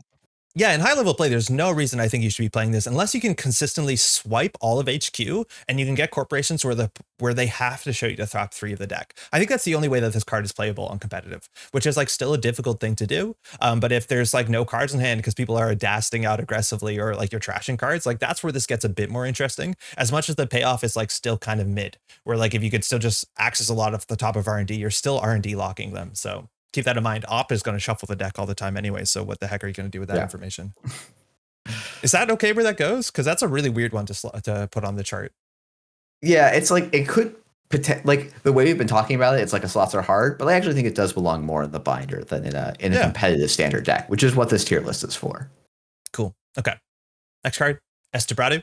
It's a run event. Run a central server. The first time you encounter a piece of ice during that run, bypass it. So just inside job on central servers. But threat 4 says the second time you encounter a piece of ice during that run, you may spend a click to bypass it. So it is an inside job on central servers that allows you to get through 2 ice as long as we're relatively far along in the narrative of the game as for a click. So you get that sort of Adam-esque ability. Yo, you know how often like inside jobbing central servers is like a really bad play that like a lot of newer players love because they want to access central servers. Maybe they played the Chrysopian, they want to go inside job HQ. This is obviously a fair bit better than that. And now that you have Mercury support to make it a lot better, it's also noteworthy that this card is a run event. So if you're running HQ and getting through 2 ice to see only a single card in your 419 deck, you're going to need like Dockland's Pass. You're going to need other ways or like the twinning to make that multi-access, because inherently just seeing a single access on a central server might not be that powerful. But obviously Mercury and a lot of other support. What do you think about this one? This potentially is a very frightening card, potentially. Yeah, I think this card basically has 2 slots. One is in a Mercury deck where, yeah, if you compare this with an HQ interface, like getting to sweep for 3, like, and ignore ice, like this becomes kind of an econ piece as well. Like when you put all that together, like the inside job for a single card on a central is bad, but inside jobbing for like 3 cards, this actually starts to be it starts to be reasonable, right? You could also, I think the other place you could think about this is in a deep dive Sable deck. Yes, you're spending a click, but you're getting that click back, so you can potentially, with Sable, and that can be a big player. So like this card's, it's like in like without this set or without Sable, it's pretty like unplayable. With the stuff in this set, it starts to look kind of interesting and potentially like a card that you do want to actually include because you're now getting more. This is basically what this card is usually saying is bypass piece of ice and access an additional card. And that's like, if you can get that hidden text onto there by combining it with other cards in the card pool, it becomes more valuable. Yeah, well, we'll obviously talk about Hermes in a moment, but just to reiterate here, I think that's also a bit of where my negativity or my kind of reticence when it comes to Mercury shows up, is that if there are competitive like control Mercury decks that want to sit back with Hermes and then just build up twinning counters and then just like, oh, you're pushing in a remote server, I'm just going to Estebrado R&D and see 5 cards. And that's the issue with this card, is that like it falls into that sort of camp of like endurance and botchos and boomerang, a lot of sort of effects that people don't enjoy because they take whatever your ice is, and as long as it doesn't have an on res effect or a when you pass effect, it largely doesn't matter what it is. You're going through the fun houses, you're going through the big old 10 strength pharaohs. It puts potentially a play pattern in which your ice doesn't matter. Mercury is just going through it. And again, at least this is a limited effect. That's not going to happen that often. But like if it does come down to that, where like you just can't stop accesses on R&D, that maybe feels like a bummer for the corporation, where you're at least now relying on upgrades and maybe some other interesting cards to like stop that play pattern. But yeah, no, if you can't stop a Mercury from getting into C3 from HQ at the right time, it's potentially very powerful, as much as this is a more slot heavy option than just like Boomerang. Yeah. Yeah, I think it's good. It's not an auto include in every single criminal because there's a lot of criminal decks. Like I don't think you play this in 419, but you definitely play this in a fair few of the criminals that want it. Yeah. I honestly, it's like, is it better than Mercury? Like it only works with Mercury. I think it's really good in Mercury, but then it also has a place in Sable Deep Dive, which is why like I'll put it one place past Mercury, I think. So exactly, yeah, powerful effect. If you want to get into centrals, no more Apocalypse, but yeah, that's for the best, isn't it? Maybe. All right. Unique 2 credits for a Capybara hardware that says whenever you bypass a piece of ice, you may remove this hardware from the game to de-res that ice. It's only 2 influence, as much as bypass is like a pretty high influence thing generally, if you want to get this in out of faction. It's the Criminal Hippo, which is a really fun place to be. That's a 5 influence Anarch card that has somewhat similar text, but a bit more gated, but a bit more powerful. Yeah, this thing's weird. So we talked about so much when it comes to Mercury about bypassing, but derez technically is a way to make Hermes have consistent value. If they can't res their ice, then the subroutines aren't firing. And classically, there's always been that sort of like white whale of the derez deck, the Criminal Los deck, the Rubicon Switch deck. And that has competitively, besides the part where it existed for like a week and then it got banned out because it's toxic as heck, hasn't really existed. And genuinely, I'm actually really excited about derez RE Sana decks. We might talk about that going forward. Is that this card is still kind of hard to get. It's like a flexible slot, but it's kind of still hard to get value from this in Criminal in a really easy way. Yeah, I mean, to me, this card, like, there's some cool interact. Like, I immediately was like, oh, what's the deal with this? And it's like, oh, I'm coming in for a diversion. I bypass your HQ ice with a backstitching, and then I de-res it with a capybara to just land economic punch after economic punch. Yeah. And I think to me, that's probably the home where we're doing some kind of credit denial based strategy, and we use this de-res pretty aggressively. The other place where it might be helpful is if you're expecting a lot of Anansi. Now you can bypass Anansi, de-res it, and now the Anansi 3 net damage doesn't fire because the card's no longer active. So this is a little bit more of a support piece for a bypass focused deck than I think it is necessarily a centerpiece of the derez style mechanic. I think Mercury is maybe a place where you could marry those two because there's like a lot of self synergy between core criminal themes of econ denial and derezing. Those two are entwined very, very closely. And that this also synergizes with bypass, or actually, in fact, requires bypass, maybe lets you put this into Mercury. But it's like, it is requiring this fusion of these three different parts of the criminal pie. Yeah, and that's often a very difficult thing to make land. And that's like a thing. So derez effects, we have emergency shutdown in the card pool for such a long time. And it's a relatively easy card to play. It costs 0 credits after you made a successful run on HQ. You can derez whatever you want. Now, that isn't happening at the same time that you're bypassing ice. It's a card you have to hold in hand. You can just install the Capybara and then go. And there are still very good derez cards. We looked at the Estebrado. You still have Inside Job. I'm not sure what else you're excited to bypass with. Backstitching exists. Always have a backup plan. Like, there's some weird inclusions. Like, Emergency Shutdown sees no play. And I think it's a straightforward card, but it doesn't set up combos the same way Capybara does. So it's not strictly better, not strictly worse. Yeah, I think Capybara requires some set of combos to make it good. And that's always going to mean it has a harder time finding slots in the deck. Yeah, I do think you can play bypass without this, and it's obviously derezing a big thing is good, but understanding what to derez, right? Like if you're in a meta and people are resing like pings and fun houses, yeah, you derez the fun house, but there's some like matchups where the derez that doesn't actually go that far, which is a bit of a bummer. So it is also meta dependent. I think that's the slots are hard. Yeah, I think it's a top of slots are hard right now. I think you're going to see more strike fun than Cappy. Yeah, I guess. I feel like the ceiling on Cappy is much higher, but yes. But I think you are going to see more strike fun. That's true. Yeah, there are going to be huge blowouts. It's like, Reprise is the sort of card there where there's disgusting things you can imagine, but in like actual play, it doesn't actually happen, which is, a bit discouraging, unfortunately. Yeah, I think there's some differences, but I suspect Capybara is a better card than something like Reprise, but cool. Okay. Well, hey, another 2-cost card. They've all been 2-cost. Hermes, it's unique console. It is 1 MU and it just says limit 1 console per player, and it just says Leela on it, 3 influence. In short, there used to be Criminal Identity that had this text on it. It says whenever an agenda is scored or stolen, add 1 unresed card to HQ. Her name was Leela Patel. She was a pugilist. I forget her subtype, or her flavor text, or her subtitle, but Leela slapped. Leela was just really good. For a long time, Leela was an absolute burden on a lot of decks. It was a very flexible ability. This is obviously not installed on turn 1, where Leela actually had some of the most ridiculous early games, where the corporation iced up HQ, you ran R&D, stole an agenda, bounced the ice off HQ, diversion of funded or account siphon back in the day HQ. And like the game was an absolute mess because you stole an agenda on turn 1. So it's not Leela, but it's as close to Leela as we're probably going to get. Yeah, no, I mean, this is a very, very strong effect. It being bundled on a console, not at the start of the game, is a downside.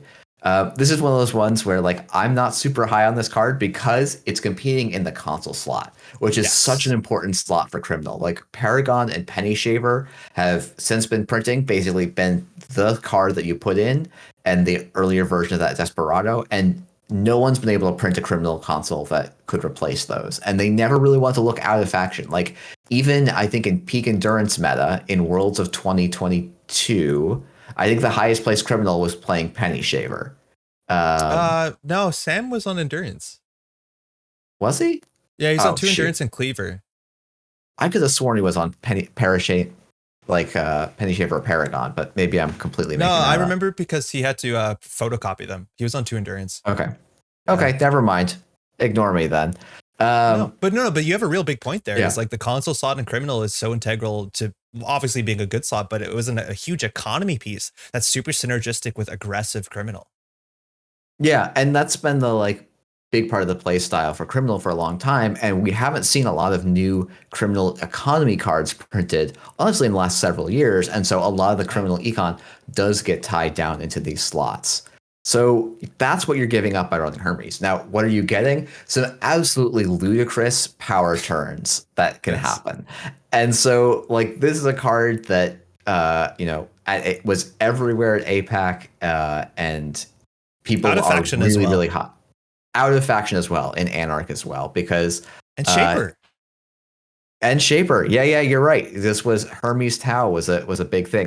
Having the ability to reset the corpse board state, costing them a click, the turn 1 blowout is bad, but so is the corp has the winning agenda in the remote, and I access a single on R&D, and I get to bounce that agenda back to hand is so terrible for the corp, right? You as the runner have just bought yourself basically a whole extra turn just by putting a 2-cost console into play, and that's there's no other console in the game really right now that can do anything of that power level. So Hermes is going to be extremely impactful, and is that's why people are very excited about this card. It's a really big thing for people who played back in the day, but also corporations have to understand how they need to play differently against Hermes. So a lot of times if you have a never advanced 4-2 in a remote server, you just install it. And then next turn you do seamless launch, advance. And there's a lot of reasons why you don't want to do that play pattern against criminals, because if you score the agenda out with no more clicks left in the turn, they can return that ice that you haven't res on HQ, and then they can diversion of funds or do whatever terrible stuff that they want to do. So a lot of times you'll see install advance, and then you'll try and score out an agenda with 1 click left so you can repair the board state. You also see people resing upgrades and resing assets at really weird windows before the runner accesses on central servers, because they're worried there'll be a bounce, which if you're doing that on HQ, you've kind of given some information to the runner that there's something in there they could steal. So there's a lot of weird play patterns. And then of course, all these play patterns, like you said, if there's a lot of corporations install advancing agendas, which is actually not that common right now, returning that to hand not only buys you a turn, but it is a huge burden on economy of corporations that have to understand I need to protect the remote server, but I also have to protect central servers from potentially a Mercury that's going to S to Brado and see 3 cards off of R&D or 4 cards off of R&D with the twinning, as much as we haven't seen that exact deck yet. We're largely seeing this again in Shapers, in Anarchs, even in just good stuff Hoshiko, but just with top of 419, that's denial on top of denial. Yeah. But still not sure if it's the best console in the slot. Which that's a really hard thing to say. It might not be. It's right now I'm already seeing I've already seen conversations of this card is the new endurance in terms of its impact, splashability, and stuff. And I'm but at the same time, there's a part of me that's or are people just not used to playing against Leela for a little bit? And in a month, everyone's going to cool down. It's really hard for me to tell on this one. Because it's this is really going to prey on Corp's not understanding the game plan and counterplay to this card. And so really early on, this card's going to be really impactful. And even when Leela was a starting ID ability, it was often only the second best criminal. So yes, you now get to beat Leela and 419 at once. But I just have this nagging voice in the back of my head. It's everyone's saying this card's fantastic. And I always go, but what if I just had a credit and knew the top card of my deck? Is that actually good enough? Or maybe even better than this card, and it's a hard one. I do think we're going to see some better uses of Hermes over time, right? Hermes, in theory, if you're playing control, you need to play more multi-access. And we're not seeing jailbreak in 419. We're not seeing, heaven forbid, Maker's Eye, but there's a big chance that you could consider finality, right? If you just really need to get a bounce right there and right then, the criminal decks are actually not that good at delivering that. So I do think there's a higher ceiling that we haven't seen with only one tournament so far, but there is some decisions. Again, maybe Paragon and Penny Shaver are not that compelling when you're playing the quote unquote control criminal, where you're sitting back and just getting multi-access to kind of mess the board up. The problem is like, good luck playing that into sports metal of the outfit. Like, it just doesn't work. Yeah, and like I should also say, like I'm big on Tucana on Corp side right now. I keep being impressed by that card, and Tucana is so happy to like. My opponent installs a Hermes, and I go, okay, sure, thanks for like not playing Paragon and Penny Shaver, because I'm going to get so much more value out of my Tucana now, and really hurt a lot of your game plans. So I don't know. That's part of this is my bias on what I like to play Corp side. I think it's really funny watching the Corp, kind of our Corp tier list, is understanding there's like an op and ASA bias to the whole video. I think puts it slightly more into context, which you got to know your audience to some extent. But if this wasn't a console slot, this would be Ban Me Please. But the fact that it is makes this much more interesting. Agreed. I don't know if this is an auto include.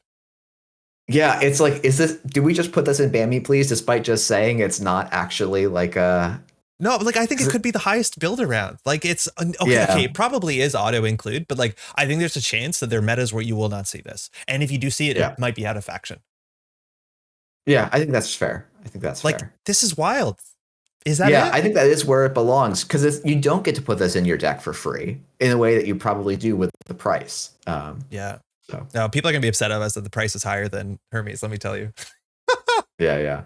I know. People are and we're going to look so silly in like 2 weeks, but that's fine. I know. It's fine. This is what we think. It's okay.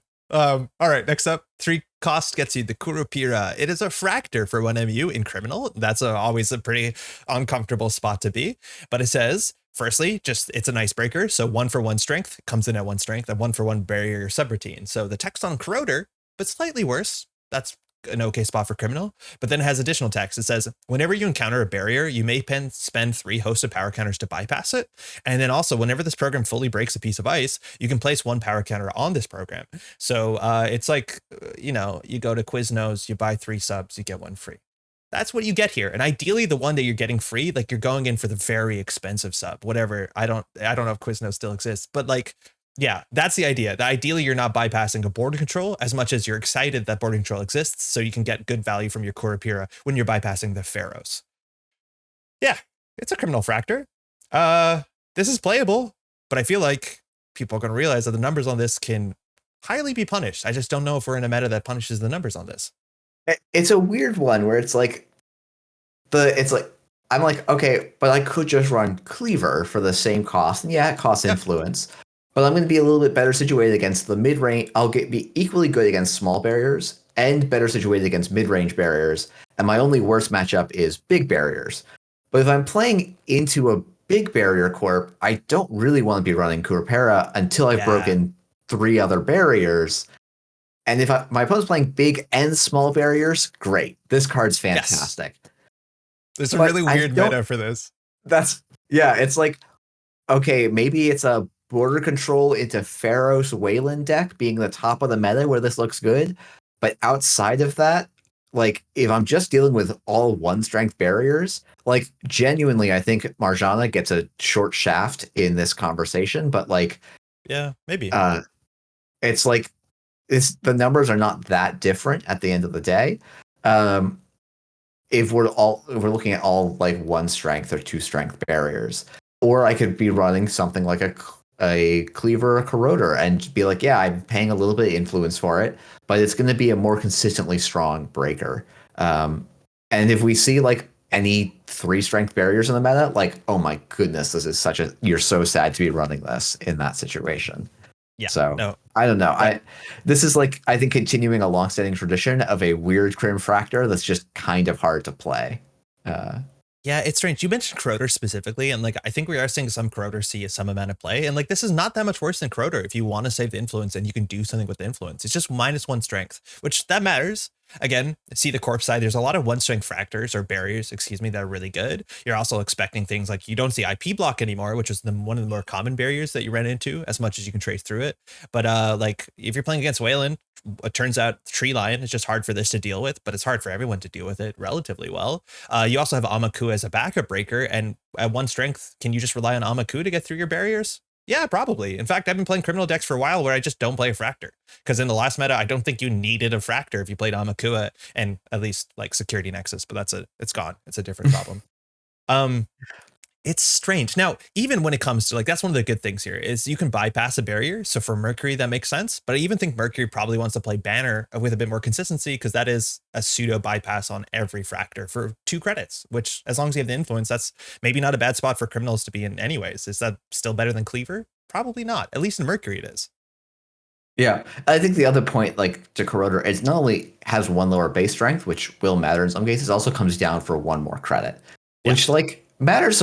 Like these install costs, I think matter a lot more than they do when you just look at the card. You're like, oh, 1 credit, what could it cost? But then like when you're playing, you're like, oh shoot, that's a 1 credit I needed to get into the server or whatever.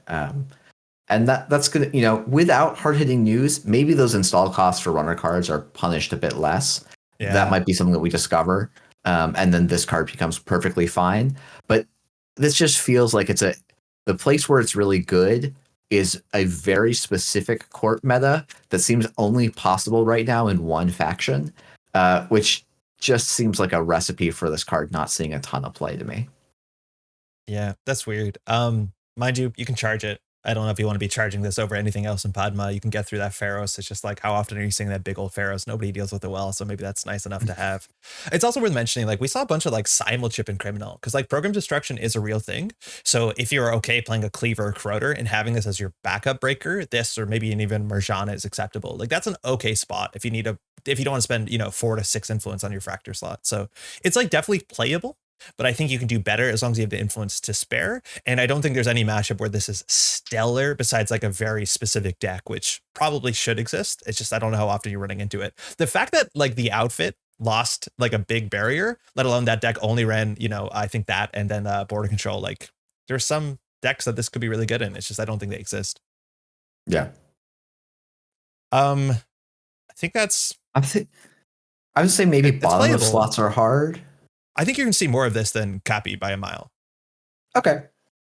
In fact, maybe this. Like, I think because I do think a lot of criminals are just okay playing this and then spending influence on something else. They're okay playing it. Okay, I don't know. To me, I think I'm always going to be playing Corroder over this, or Cleaver. But we'll see. Cool. Yeah. All right. I'm down with that. Hey, we have a bunch more programs though. This is Laser Pointer. It's 2 cost, 1 MU. It's a weapon. Love it. And whenever you encounter a piece of AP, Destroyer, or Observer ice, you may trash this program to bypass that ice. 3 influence. Massive amount of sadness when you go back at the FFG card pool and see how many things that should be Observer aren't Observer, because that's a really weird subtype. But at least Null Signal Games, I think, has been really good at subtyping cards in an appropriate way. I think AP and Destroyer, for those who are not familiar, AP generally stands for anti-personnel. So those are all the ice that are going to hurt you, and Destroyer are all the things that are going to trash your stuff. So like Rototurret, Ballista, those all probably have that subtype. Observer is a bit weirder. Generally tags, not always. Not always. It's just a weird set of things. Yeah. Yeah. So for 2 credits, you are able to bypass some of the strongest ice in the game. So like, is it a nightmare to deal with a 12 strength Pharaohs? That's not real, but yeah. Is it nice to be able to bypass an Archer? Sure is. But then you start to find out that this is a really hard card to include in slots in your deck, barring the Mercury support, which is nice as much as you're using this on central servers if you want to get that Mercury value. So it's a really weird inclusion in criminal decks. I'd actually be surprised to see it as much as a card that was kind of similar to this, like Fairy, but modernly we also do have Revolver. Can you just use your Revolver to go further than this? Because most of those cards that you're going to see with those subtypes in fact, are sentries. Yeah, I mean, to me, this is kind of a fairy-like, and it's like, yeah, it's single use, and it gets you around a century, and like there are deck archetypes where you actually just need that. So it's like one of the scary things that people have been talking about since it was released, but like definitely coming up with bin breakers rotating is like the Stavka Hafren Ob combo, where like you need to have 2 sentry breakers out, and Laser Pointer just says no, I don't, because the Stavka Hafren interaction doesn't actually turn off Laser Pointer's ability, which is like really good for criminal. It means maybe I don't need to run a lot of anti-trash tech, and maybe you're also running like you could see, I could almost see a place for this in like an Amakua rig, where if the corp gets a surprise purge with them a virus, I can get to Yeah. avoid their destroyer subroutines, keep my Amakua alive, and reset my board. So like this has some really nice safety valve elements to it, and as well as those synergies with Mercury. But at the same time, Flip Switch is another safety valve card that sees no play out of a couple of As decks that probably don't exist anymore because of other cards rotating that supported that engine. So like this is it is a little bit trickier to find a place where this is really going to fit and sing, and like this isn't a build around card by definition. It's a part of your engine that you can include, but it's not a fantastic part of it. That being said, right, like I do think you're right. There's really good use cases for this. I think Stavka Hofrun is the best by a mile, as much as that hasn't caught on in standard ever yet, and should slowly once people realize breakers are a bit more fragile. But like, is still Revolver better? Because you're right. If you play Amaku Revolver, you run into like an on-sell one, you break it for I think 2 credits. Like it gets you more legs as much as you're only barely paying more, and then you have a functional killer that you can install and face check through, and not have to get rid of the whole laser pointer. Like I think that's so comparable and criminal that I don't know if this is even the best slot. Yeah, no, I think I agree. It's one of those things where I'm like, oh, I would love to go back. I'd love to start people to start moving off of Carmen and onto Revolver, because I think it's actually just as good, if not better, for most matchups. But people hate impermanent solutions in Crim for reasonable reasons. Yeah, that makes sense. And Laser Pointer has some of those same downsides and is narrower in use, but has some space in Mercury, obviously, and then as a kind of safety against a potential corp meta threat, it's not an unreasonable include in those cases. This is also the easiest card to use with Capybara, because it's a bypass when you and if you want it, and derezzing an Archer, derezzing an Anansi, that's like obviously sick, as much as you don't want a Laser Pointer and Anansi without a Capybara, because you'll still get stung. Also, like, I think I was originally excited for this card because this card mimics cards that existed before. Cards kind of like David, cards kind of like a Sharpshooter, and kind of like Deus Ex that showed up as high influence splashes sometimes in Shaper decks, who Shapers can at instant speed produce these cards from their deck or even from their hand with Arisana if and when they need them. But it turns out in practice, the fact that Arisana has Slap Vandal, the fact that like there's just other ways to deal with it, Mayfly. I don't know whether this is going to be a best inclusion in that sort of Shaper deck for 3 influence over just some of the other things that you don't spend influence on. But if there was like no Slap Vandal, this is technically one of the easiest ways to be able to like, oh, for only 4 credits with SMC, I can deal with the scariest dice in the game. So at least that's interesting, but I don't think you're going to see it that often. Yeah, I think that's a really good analysis of it. Yeah. Yeah, to me, this is probably a slots are hard card. Yeah, it's good though. Yeah. Yeah, that's I think where I was going to put it. I was going to see if you were going to make an argument for putting Kurapera above it, but I like laser. I think we're going to see a little more Laser Pointer, but I think you're going to see much more. Already we've seen people play Kurapera because again they just think one strength. It's why play Corroder, and like maybe, but also maybe not. Who knows? Yeah, we'll see. All right, Saucy Trojan. 1 cost, 1 MU, install only on Piece of Ice. Whenever the host dice is rezzed or derez, gain 3 credits. I like this card so much, and it's so toxic. Yeah. Oh man, your first card was what was it? Rubicon Switch Sassy. Excuse me. Yeah. Wow. Yeah. Okay, the numbers on this card are like not good unless you swing into the whole text line on this thing. So there's like this really weird comparison with this card with Cash, right? So Cash is a card that when you install it does very little. It gives you basically 2 credits of money, and then you can like pawn it to the Aesop's Pawn Shop. And that was a really integral card into the Shaper economy engines that are playing Pawn Shop. And it's funny enough that if you run with Arisana and you install this, they res ice, you got 2 credits. Sick. And then you can sell this thing to Pawn Shop or whatever's the name of that Shaper event that allows you to trash things. On tempo for matches. Spec work, yeah, right. So that's already okay. Now, there's so many slots in Arisana decks that are like kind of like that. Like you have Cuban, you have Pichasson. So there's ways to get value from them rezzing or not rezzing. So like this is not even necessary in this deck. But as soon as you start derezzing cards, like this becomes a 5 credit econ card. The thing is like, how do you derez cards? Do you play this in Criminal? I'd be very surprised if you play this in Criminal because you just lack the click compression to get this going. The same way that like maybe you want to play this in a low stack and it becomes a 4 credit econ card. But like currently for my testing, playing this in Arisana and playing like a Rubicon Switch and derezzing that ice and then returning the Saucy back to hand so you can use it somewhere else with some of the Shaper cards, I think you got a brew going. This is a 5-credit econ card in a lot of those matchups. Sometimes it draws you cards. Sometimes it's 6 credits because you install it for free. Like the ceiling on this is pretty high if you play a D-Res deck. But otherwise, if you're not D-Resing cards, I don't think this is worth a slot. Yeah, no, I think that's true. And like for people, this is one of the cards I got to spoil. So I talked about this and the cash comparison a lot in my spoiler video. And I think it's also something that people will see, and we might see a return a little bit of a pawn shop style deck, and this can go in that in Shaper. But the D-Res portion of this card definitely seems like if you're going to build into this, this is the part of the card you really want to get value out of, especially in Criminal. But maybe doing the Rubicon and Saucy in Shaper is the way to go. We'll see.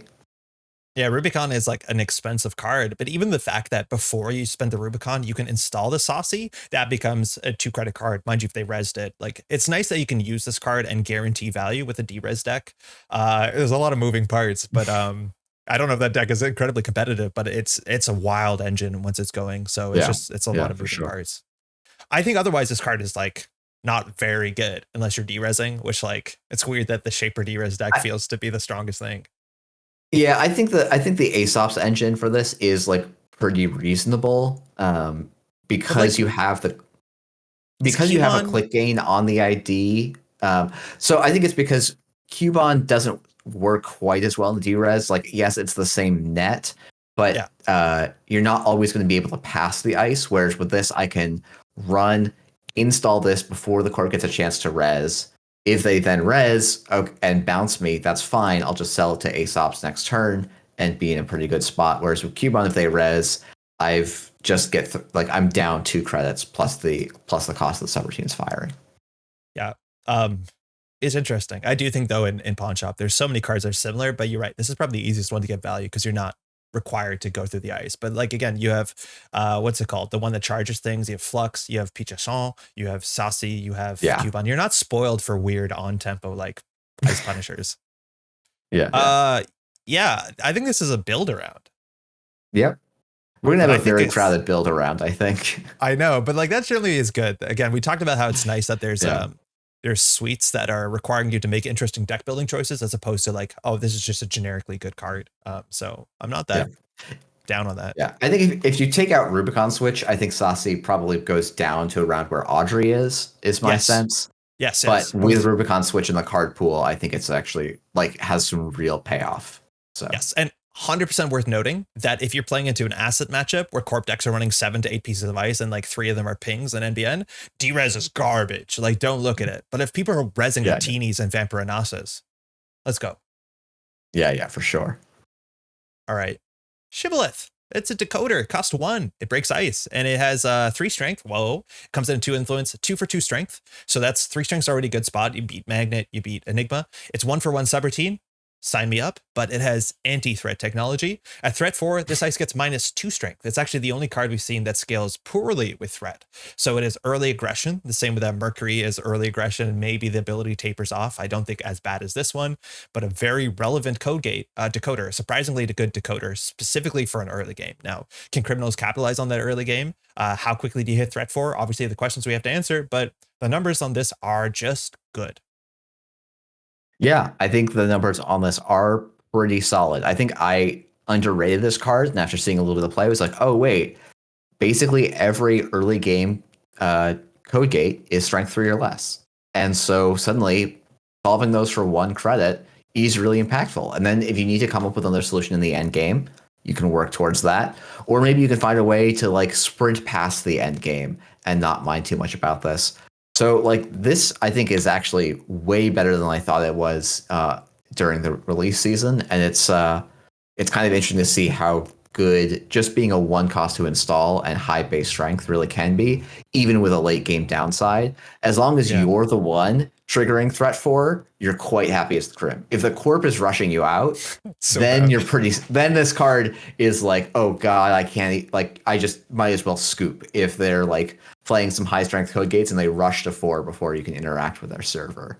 Then you're in a really dire spot. But so like we used to have a card like this called Zul, the Keymaster, that was played in very old Netrunner back in the day with criminal decks. But criminal decks back then just wanted the cheapest decoder they could get down that had the same numbers as this largely, with the threat for text active. So 1 strength, but it was, I think, for one strength, but it started at 1 strength. And that card saw a lot of play on the basis that like just getting into HQ as soon as you could in old Netrunner to land an account siphon, which imagine diversion of funds, but like way pushed, was like the most important thing you could do. And I don't think we're exactly there yet, where maybe Zaya, maybe Mercury, not that this works well with Mercury because you're breaking subroutines, where like there are incentives to get some early accesses to start snowballing. I think there's a point to that. It's also, if you're running an Amakua build, which I think you largely are in Criminal, the fact that you have a cheap decoder so that you're not just destroyed by Virtual Service Assistant, so that you get purged out, you're not in a really bad spot. And again, hopefully by Threat 4, you've either found enough Chesvas for this to be reasonable, you have some other breaker solutions with like, you've got your boomerangs in hand, you have your bypass effects, you have maybe even a turbine, who knows. And for 2 influence, like this competes directly with Unity. And we're seeing a lot of Anarch decks like play Unity, whether you want to play 1 Unity, 1 Shibboleth. I doubt it because you can't really pull them at the right time. But it's like, it's weird that this is anti-Unity. It's a reverse Unity that's better on turn 1, but worse when you have all your breakers out. And Unity does see play. That's but I think in general, if I could have my breaker be good in the early game or the late game, being better in the early game is generally more impactful. A way I always think about that is like every game's going to have an early game. Not every game's going to have a late game where code gates matter. Yeah, it's a really cool way of looking at it. Like my evaluate, like this card keeps going up in my estimation. Yeah, and like, so in terms of decoders and Criminal, right, I don't think you're going to see any more Cat's Cradle. I think this just eats Cat's Cradle alive, unless maybe D-Res cares about the additional cost. And the only other option you have is a Mina. And I think that's where this is really nice, is you get this early, and then late to mid game, if you can translate into a Mina, which is a very expensive but absurdly powerful decoder for the big stuff, yeah, maybe you trash this to get your Amina down. Maybe you even simul chip this for your Amina in the mid to late game. Like there's some cool flexibility there, but this is just a massively powerful decoder. I'm surprised to see something so good in Criminal. Yeah. Exactly where I was going to put it. Yeah. No, this is cool. This is a good second auto include. All right, last card in Criminal, Debbie Downtown Moreira, a unique connection resource. It says, whenever you play a run event, place a credit on this resource, and then you can spend a click to run any server. You can spend hosted credits during that run. It also has threat 4, which in this case works kind of like a kicker. So if you install this later into the game, she starts with 2 credits on her. So it's not going to be a terrible install. I actually really love the kicker on this card. And I feel like there's so many Netrunner cards that I'd love to retcon that are just this sort of like engine cards that if you draw too late are just not worth the click to put down. And she at least helps you get to that click, even if it's already like, you know, the corporation is 1-5-3 away from closing the game out. Also a really weird card, because you need to be playing a lot of run events, but then you also have to be running with this, which means inherently you're not playing run events. As much as you can use these credits for icebreakers, for paying for additional costs, and for obviously trashing assets and upgrades, which is not a bad spot to be. What do you think about this one? I think there's the kicker effect on this card is like really nice design. It's something that like I hope we continue to see more of. I think it's interesting because like during play, like just peeking behind the curtain, I was really worried that this kind of threat was going to just be really boring to read and look at. But when you stop and think about it, it's like, yeah, it is maybe a little bit boring, but it's also like, it's a nice little lever on the card. Now, in terms of strength, threat 4 is really late in the game. Threat 4 is like, one of us is going to win ASAP. And if one of us is going to win ASAP, do I want to install a card to make 2 credits? Probably not. It's like, oh, I install a card, make 2 credits, play a run event. Now I can use this card, and it's made me 3-ish credits, assuming I want to do all this other stuff. It's really quite low value.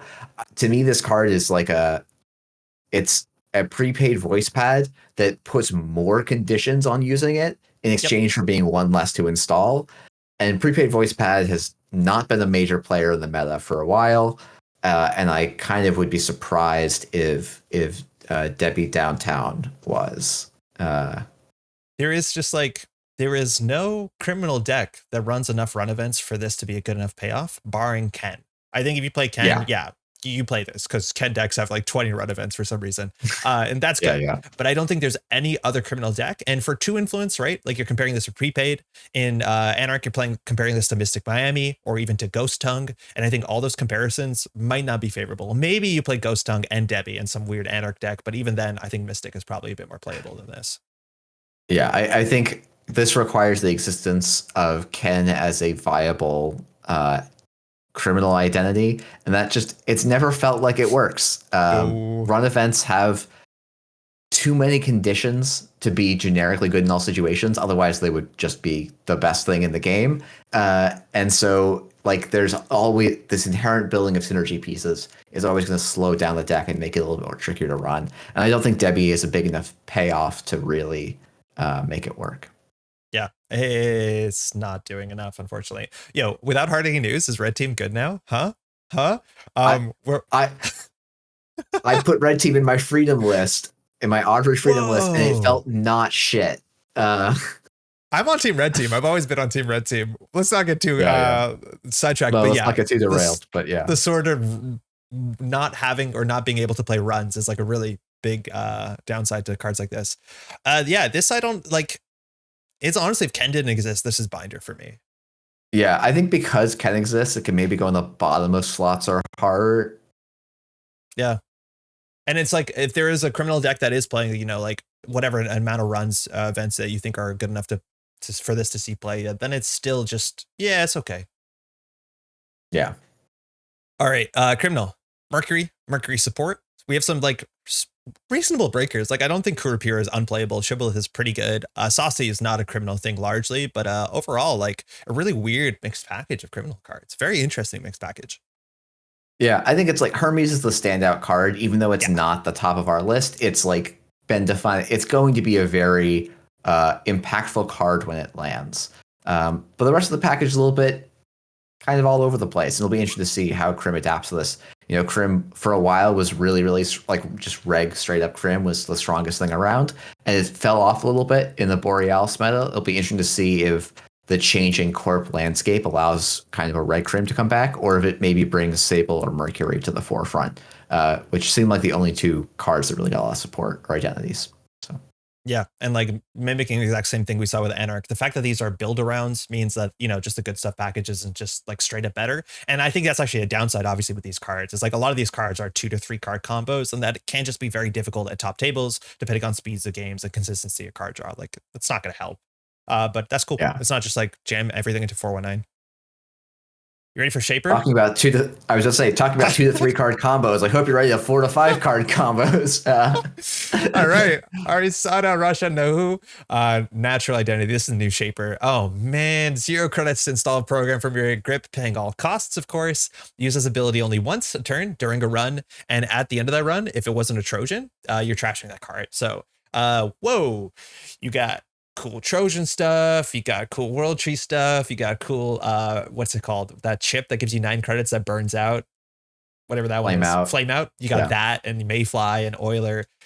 There's so much going on with this card, and this was like my most exciting card from the set coming up, like, you know, from previews. What I think most people were most excited about the set, and I still think she is. I still think she is the coolest card in the set by a mile. And that's not saying all the other stuff is not cool. Arisana slaps. Yeah, no, Arisana slaps. I mean, I think half or more of my guests on Daily Cast said that this was the card they were most excited about. We also don't talk much about the flavor or the theme or the story, but like, I think that's so big for so many people as well in this card. So there's like so many reasons why people love Arisana.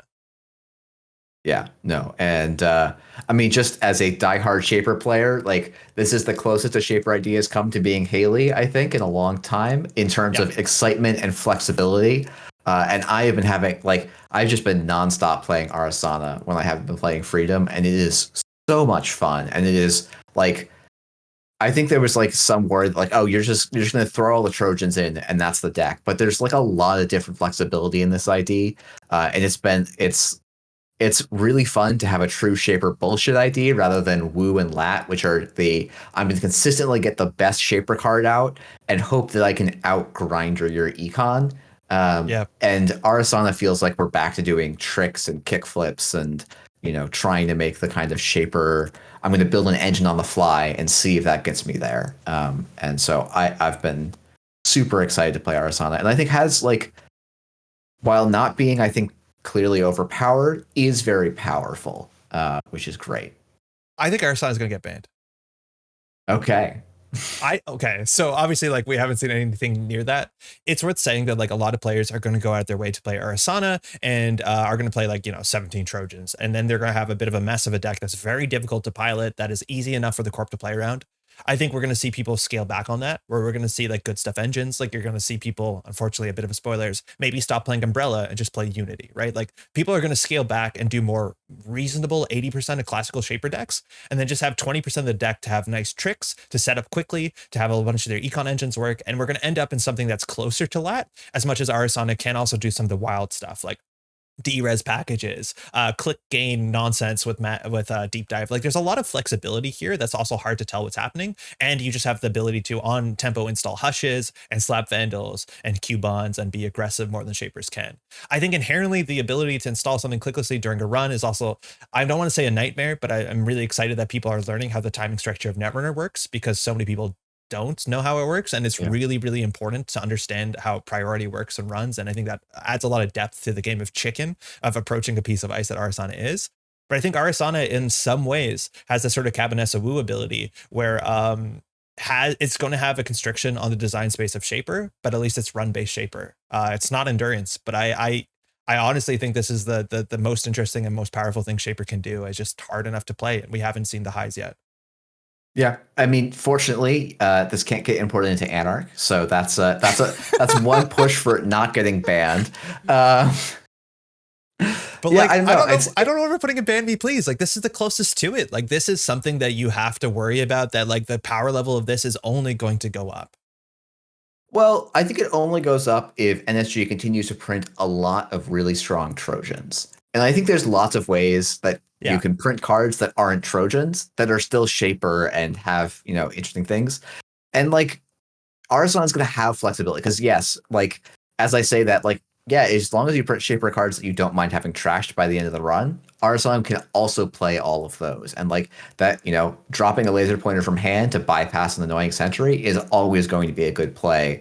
And maybe, if you think about your Deus Ex and your sharpshooters, like those are other examples. So there is going to be a really high potential deck expression ceiling on Arasana. I think like I'm excited to see if that happens. Maybe she does get banned. okay, But I'm a little bit skeptical just because of where the Shaper card pool actually sits. That if yeah. she gets super, super strong, that you can't hit some support piece of the engine and leave That's the more ID accurate. intact. That's the thing. Um, I think this is going to be like Cabinessa Wu before Cabinessa Wu was banned, is that maybe Arasana won't get banned, but Arasana will cause the ban of other cards, right? Like if Rubicon Saucy is absurd, like that is going to get banned out because she's the only unique that can do it, the unique deck. If Picha Sean turns out to be an absurd combo piece that like becomes like a hyperdriver type weird combo deck where you can't interact with, that will get banned. I'm not saying we're anywhere near close to that, but I have no doubt in the history of Netrunner, Arasana is going to be the reason a card, if not multiple cards, does get banned out, because she fundamentally breaks a lot of the issues with these combo decks where it's like you can set up very quickly and at instant speed without interacting with the corp. In some ways that feels unfair. This is a bit of a like, a pretty, I'm calling an ambitious shot, but like uh, everything is, the writing's on the wall there, that this ability, as much as is interaction based and that's healthy, some nonsense will happen. yeah, I think I'm gonna just like come in as like a voice of like slight pulling down the Yeah, yeah. expectations is like this does require two things. And one is you have to be making runs. And that is the thing that the Yes. Shaper card pool as a whole can struggle with a lot. And gives the corp like that's the maximum point of interaction in the game. So this idea is always going to be gated a little bit by how willing and able you are to make runs, and that's something that like can be a genuine struggle. And two, like you need to actually have the trick in hand, and that's historically the worst place for a trick to be. And like yes, this idea like brings that downside, but it also now means that like you actually have to draw and spend a lot more effort in drawing, and then try and get those things on the table. So you're kind of almost increasing a lot of the draw order dependency that you have Yeah. in historical Shaper engines. So like Aristona's ceiling is going to be high. There's going to be games where she draws exactly the right card in all the situations, and it's going to feel so much worse as the corp than if Vlad had that exact same draw, because you're gaining a click, and gaining a click is super valuable, and it's like the most valuable possible way to gain a click where you don't have to spend it until you need it. Um, but I'm less certain that Artisan is going to get banned or that we're going to see bans immediate, like even maybe in the near future. Rubicon Switch, I could maybe see getting a ban just because no one likes the Rubicon Switch No one gameplay likes it. pattern.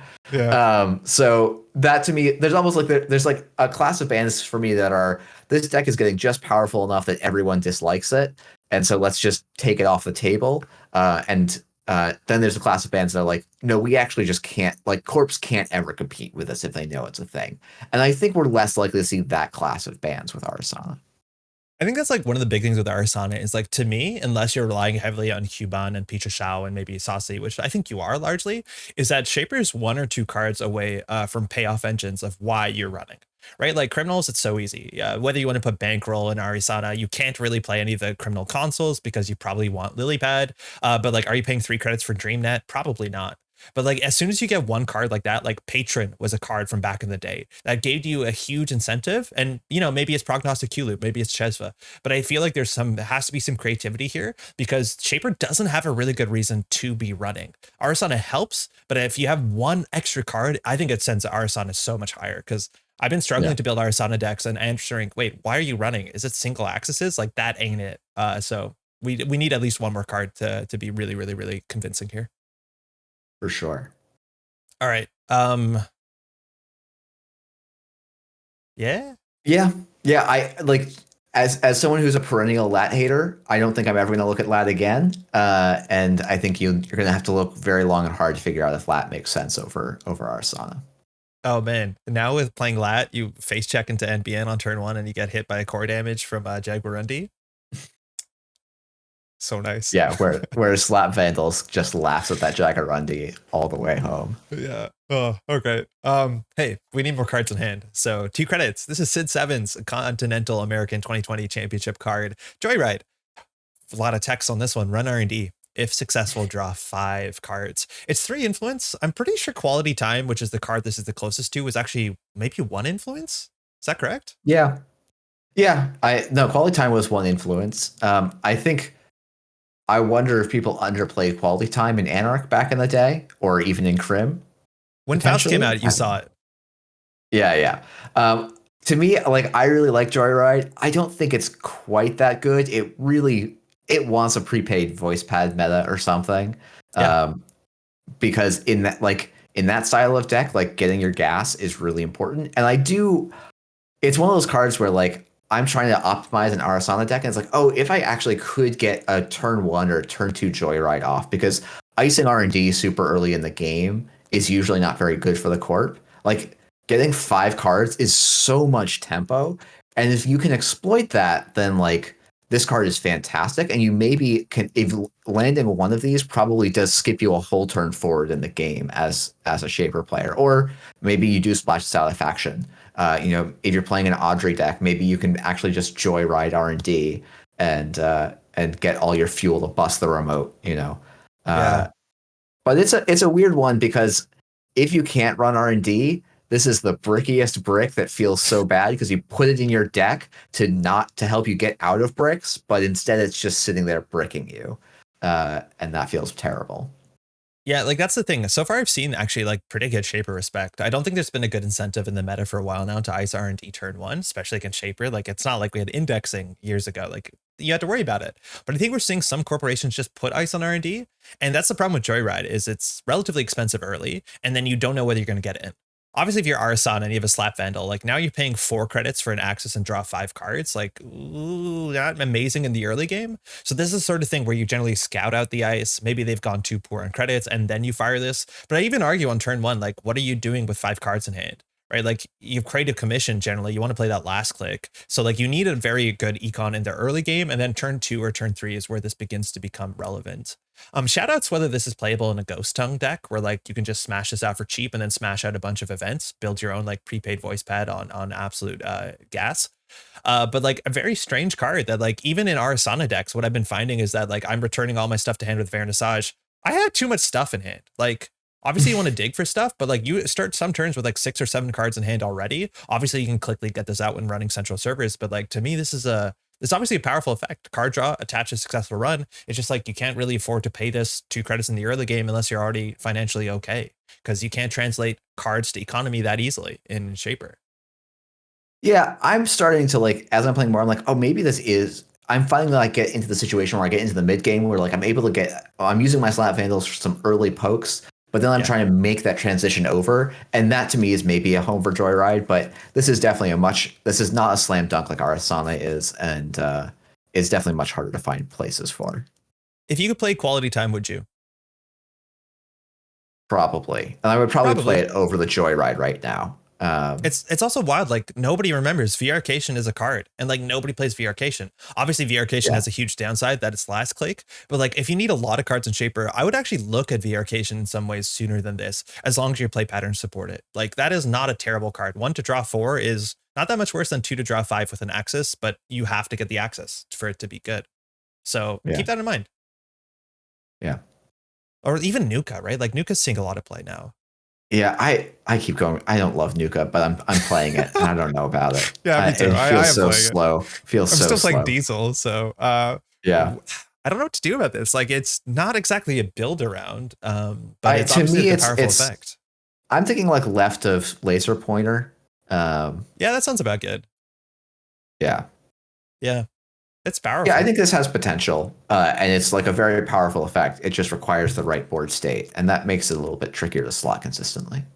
Yeah. Again, there are going to be some metas where this becomes very playable very early, and this is just a busted card. It's just I don't think either of us think there's an exact home for it, but potentially a busted card. Yeah. All right. Unique hardware, Airblade X Jet Set Radio Future Edition. It's a vehicle. That's such a goofy subtype on this one.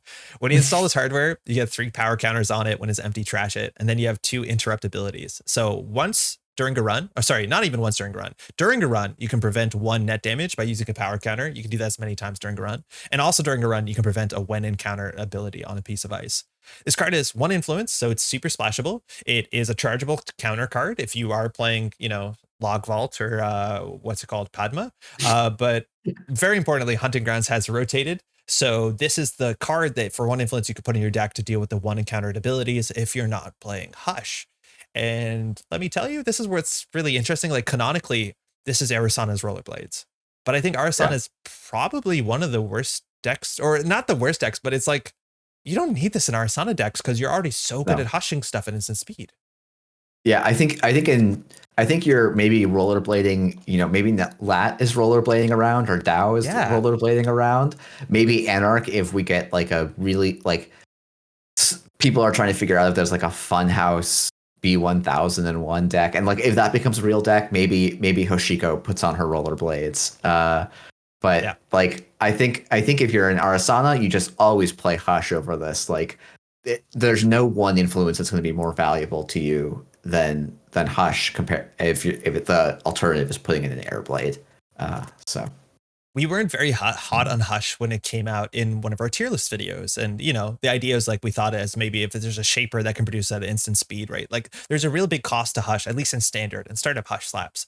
And now we're at the point where like Hush is so good because Null Signal Games, I think every single piece of ice that we just talked about in the last video on Jeff's channel is hushable. Like it's yeah, there's no longer, you're not seeing enigmas anymore. You're seeing ablative barriers. You're seeing phonotria. Like everything gets hushed in modern Netrunner. And I would yeah. consider playing 2 hushes in Arasana. It's so good. Yeah, no, it is. It is like one of the changes that's happening in Netrunner is Ice have more abilities. They have more text that isn't just their stat line, and so Hush is getting better and better. In theory, that makes Airblade better and better. But we're also seeing a lot of Ice with when on When res or pass. when you pass triggers, and Airblade doesn't handle either of those triggers. I think if Airblade did, it could potentially see play over Hush. If it said instead of prevent a when encountered, prevent a when this ice is res effect, I think this would suddenly be really enticing for a lot of players. But rollerblades just prevent you on the encounter for now and the net damage. So it's got a niche place, but I think this is extremely tech niche and not tech niche in what might be the strongest shaper ID in the faction. So seems pretty hard for this to see a ton of play. The prevent 1 net damage thing is weird. It's like, I don't think Jideki has that many winning counters, but that ability is at least it's there. It's just like, I don't think this is what you want to put in if you're worried about damage. Not that there's that many better options. It's just, I don't know. Strange card, 1 influence might work. Can you play Hush? Maybe. Is 3 charges enough on this to feel excited about it? Yeah, if you're dealing with Funhouse 3 times, it does pay for itself for sure, even if you're not Yeah, for sure. anybody else. Yeah, I don't know, man. I think it's technically playable. I just don't know who's actually going to do it. To me, it's maybe below Capybara. Like, I just don't see this seeing much play at all. Yeah. Yeah, that might be true. But that being said, there's certain metas where like putting this in your lat deck, if lat turns out to be that good. Yeah, it's fine. It's not hunting grounds, but it's fine. Yeah. Okay. The last piece of hardware in the set, it's Lily Pad. It's a new console, costs 4. It's unique as consoles usually are. Gives you 2 MU. That's a really good start. The first time each turn you install a program, you may draw a card. 1 console per player, 3 influence. Yeah, it's like funny that we can call this as the pad if you want to shorthand it, because there's other cards in Netrunner that are called the pad. So yeah, I think we're going to be saying Lily Pad. This thing is really good. Yeah, it's interesting. I think this is really good in Arasana, and I think it's pretty marginal outside of Arasana, but I'm seeing it outside of there a lot. So maybe we'll talk about that as well. But in Arasana, there's going to be a card we talk about later, Urban Art Vernissage, where basically you can fire this every single turn if you want to, and having a 2MU console that draws you a card every turn, that's really, really good, especially for 4 credits. Like, there was a card that got rotated out of the card pool called Ubax, I think. That was it was in 5 Data to Destiny. install. Or sorry, it was in Terminal. It's been gone No, for a while, I think. Yeah. Yeah, it's been gone when Terminal Directive got rotated. And that was 5 credits for 1 MU, and just said at the start of your turn, draw a card. And so Lilypad is just stronger in Arasana for sure. And so, like, this has been a 3 of in all of my Arasana decks so far, because you are usually installing a program basically every turn, and you can, with Simulchip, with self-modifying code, if you want to be spicy with cards like Q-Loop or Paul's Cafe, you can install on the corpse turn as well and get even more draw that way. So, like, this is a really impactful Shaper card if you can do one of the classic Shaper fantasies of just always be installing programs. Instead of always be running, let's always be installing, because that's the Shaper way. It's also 4 credits for 2 MU is like kind of a deal currently in standard, and especially if you're playing Arasana, you have a lot of stuff on the table, so you definitely appreciate that. It's like Onacom is the other Shaper console that like has a similar text. As long as you do X, draw a card clicklessly, can fire on the corpse turn, but very barely does it do it. But very importantly, when it does, often with Onacom. And I do think, right, like, do lat decks want to play Lilypad or they want to play Onacom? I think they probably want to play Onacom. I think it's the stronger option in those decks. But Lilypad is obviously the stronger option in Arasana. I don't know if you're going to see this outside of Arasana. There's not a lot of decks where you're doing that much, whether you're playing Prognostic Q-Loop stuff and I still think you want to play Masterwork, but like, such an important piece. And I know I mentioned, like, we need good run payoff cards for Shaper if we want Arasana to be running every turn. And this is the best thing you have so far, is that every run you'll be drawing clicklessly, as long as you're like, even before you access, like, that's the play pattern that you see kind of like with old Net Mercur. Before I access, I'm just going to slap Vandal some ice just to draw a card. That's fine. Yeah. That's fine. Yeah, I've done a lot of runs where I'm like, oh, I'm going to run Archives, put the coupon on a different server just to draw a card, and then set up my Urban Art Vernissage as well, which we'll talk about.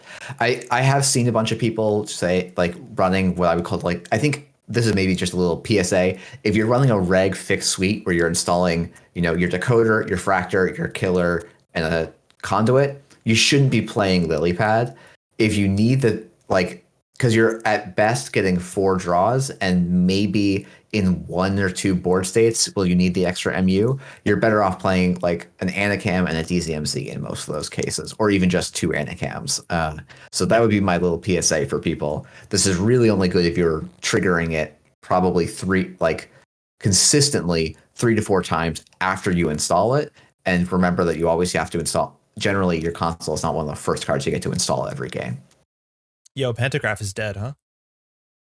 I don't think so, because I think Pisha Shan actually gives Pantograph a little bit of extra life.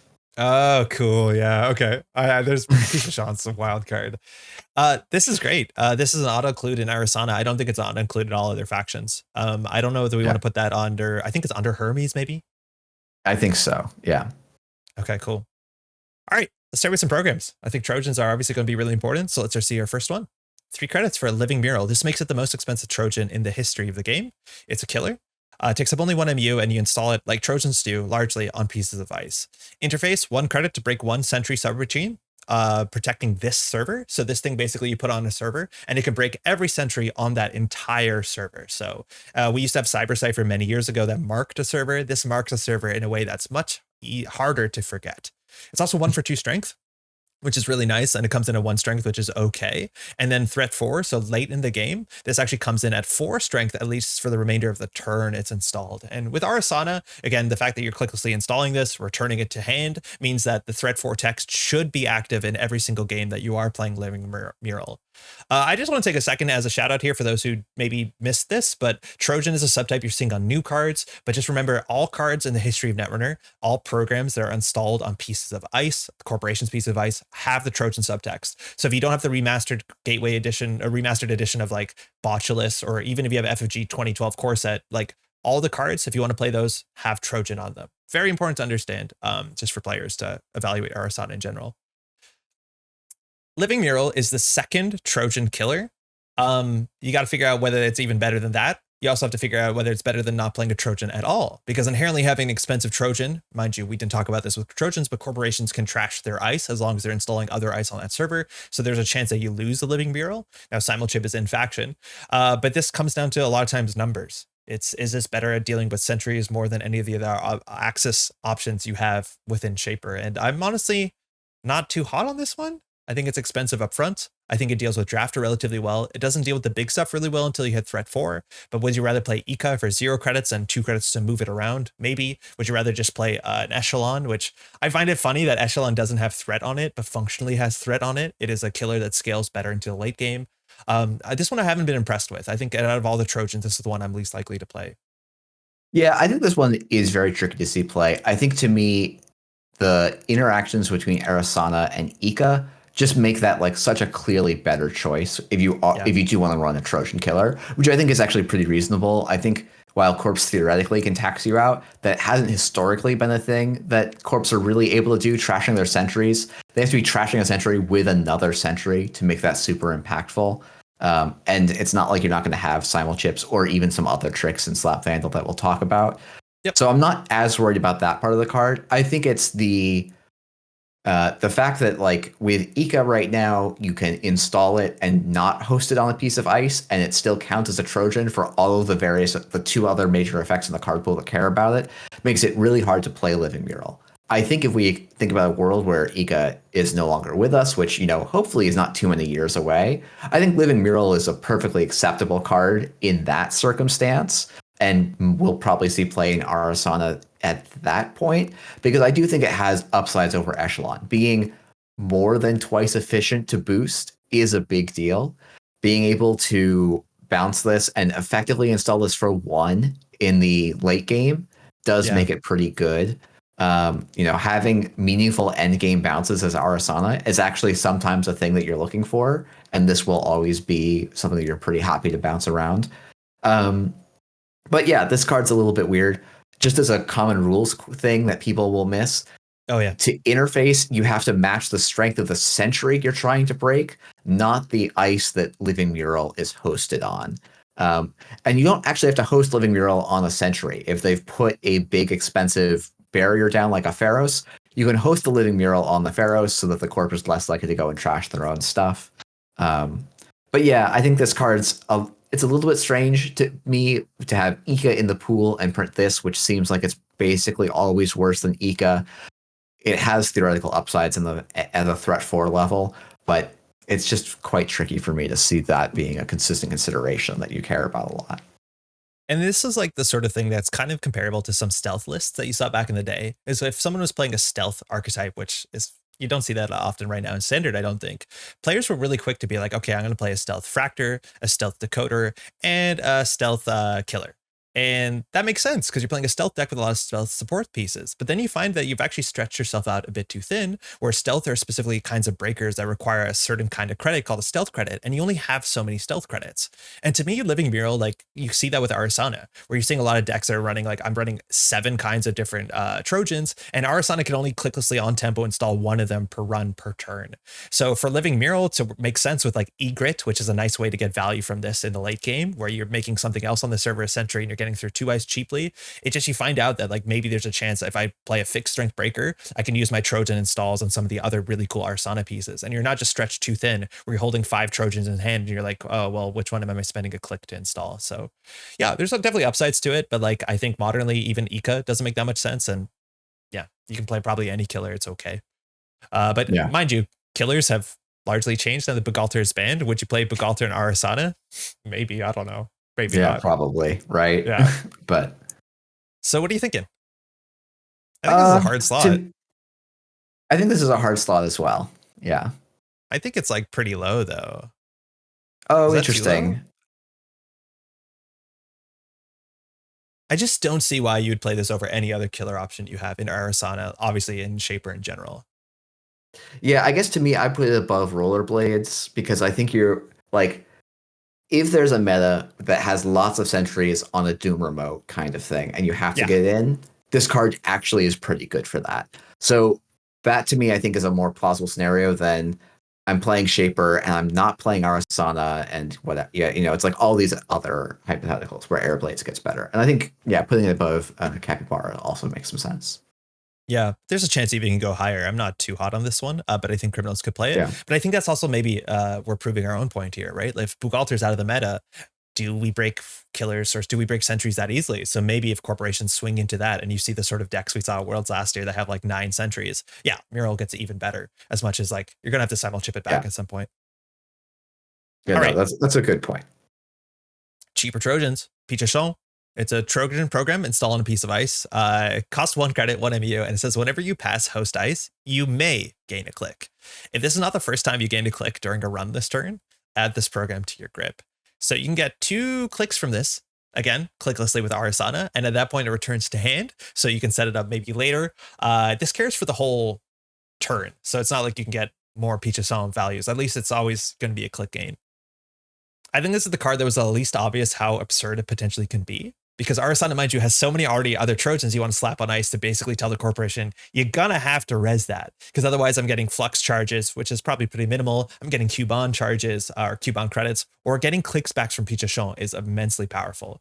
Now, in terms of the timing structure, you have to commit to installing this. If the corporation doesn't res on approach after you pass priority, you can't install this as response because there's no paid ability window during the encounter, because if they don't res the ice, you're not encountering it. So keep that in mind. You have to kind of show your hand first when you're playing that game of chicken. But if the corporation doesn't have credits, yeah, this is just free. You gain clicks and potentially multiple clicks.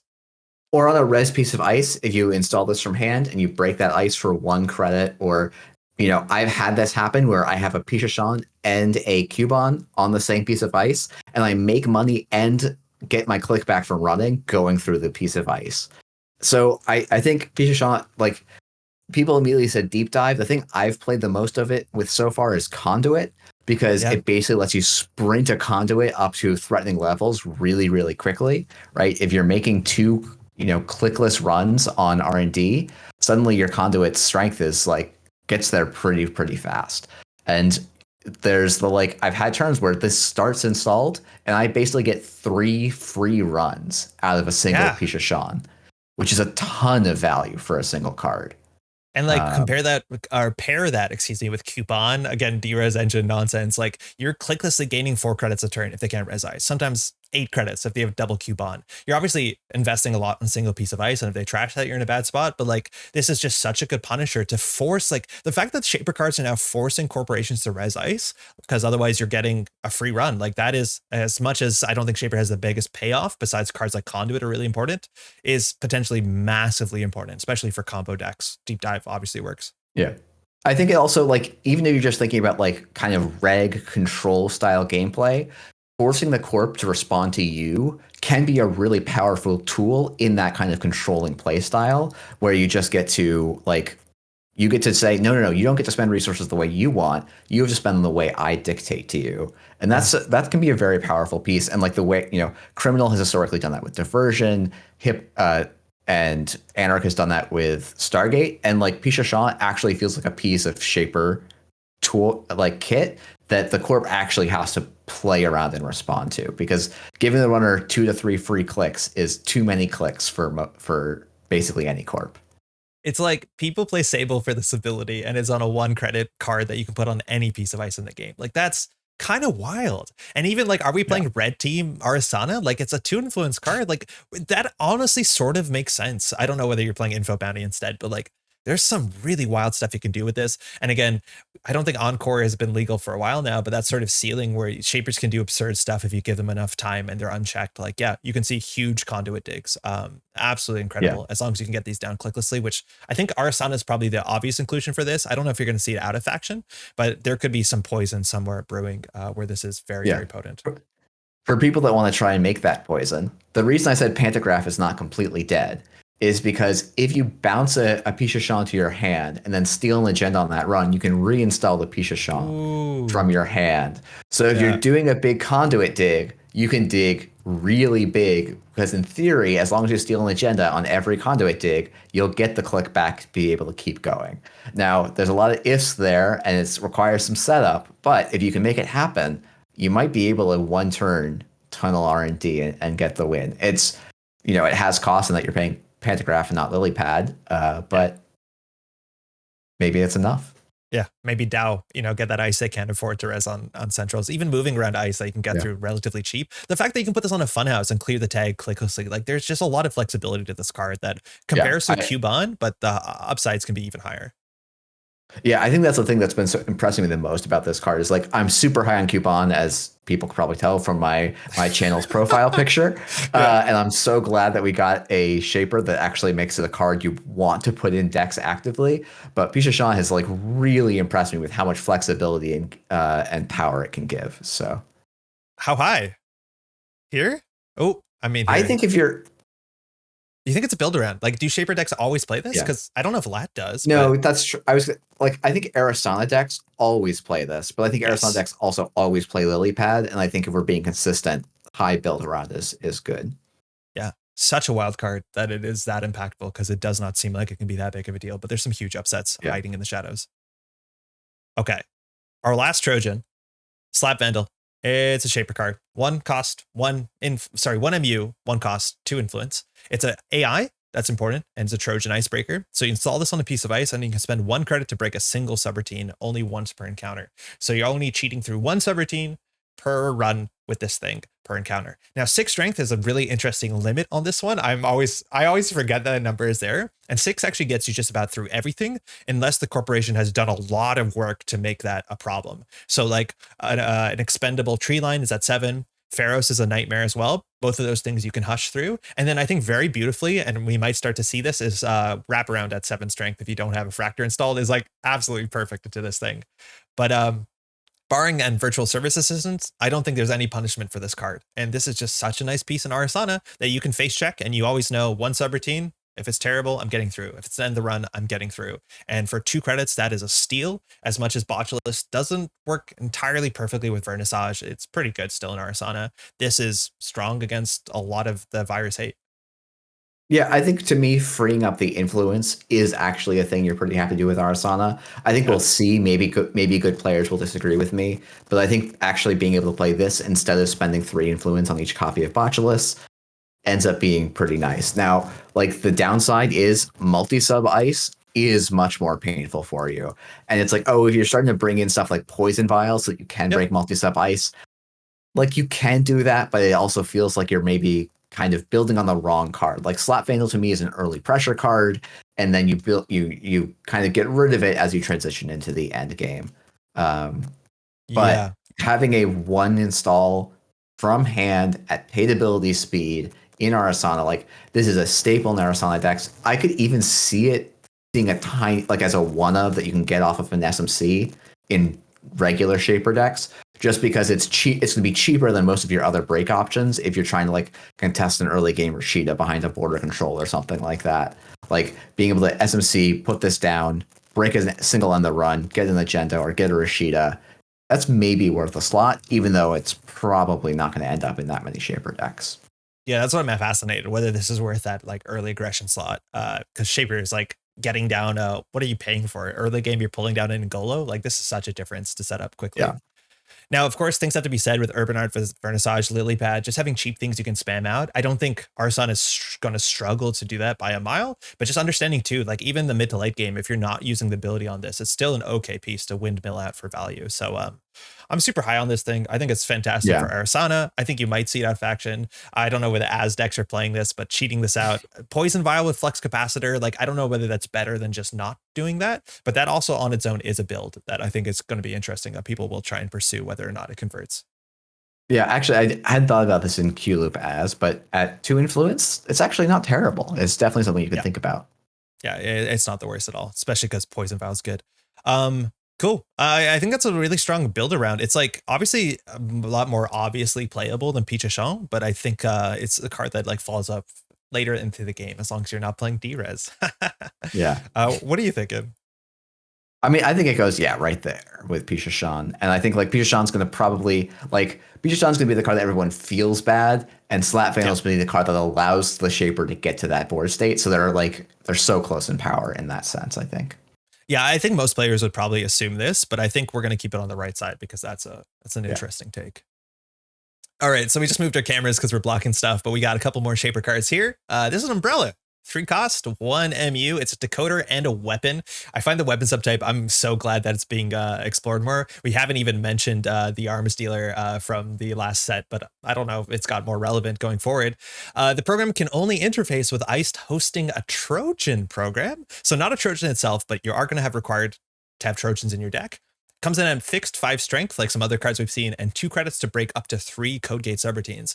However, if at least one subroutine was broken with this way, each player may draw 1 card. Now, there's some timing structure about how that works. You decide first as the active player, then the opponent does, and then you draw simultaneously. Simultaneously is a really weird term in Netrunner, but okay, that's fine. It's also worth noting that you can break 2 subroutines for 4 credits if you wanted to draw 2 cards, if that's the right play. And yeah, there's some board states where that might be. But also allowing the corporation to draw classically is a rough thing. Besides, maybe this is an R&D and you want to see deeper cards, but if that's the case, the corporation can always refuse.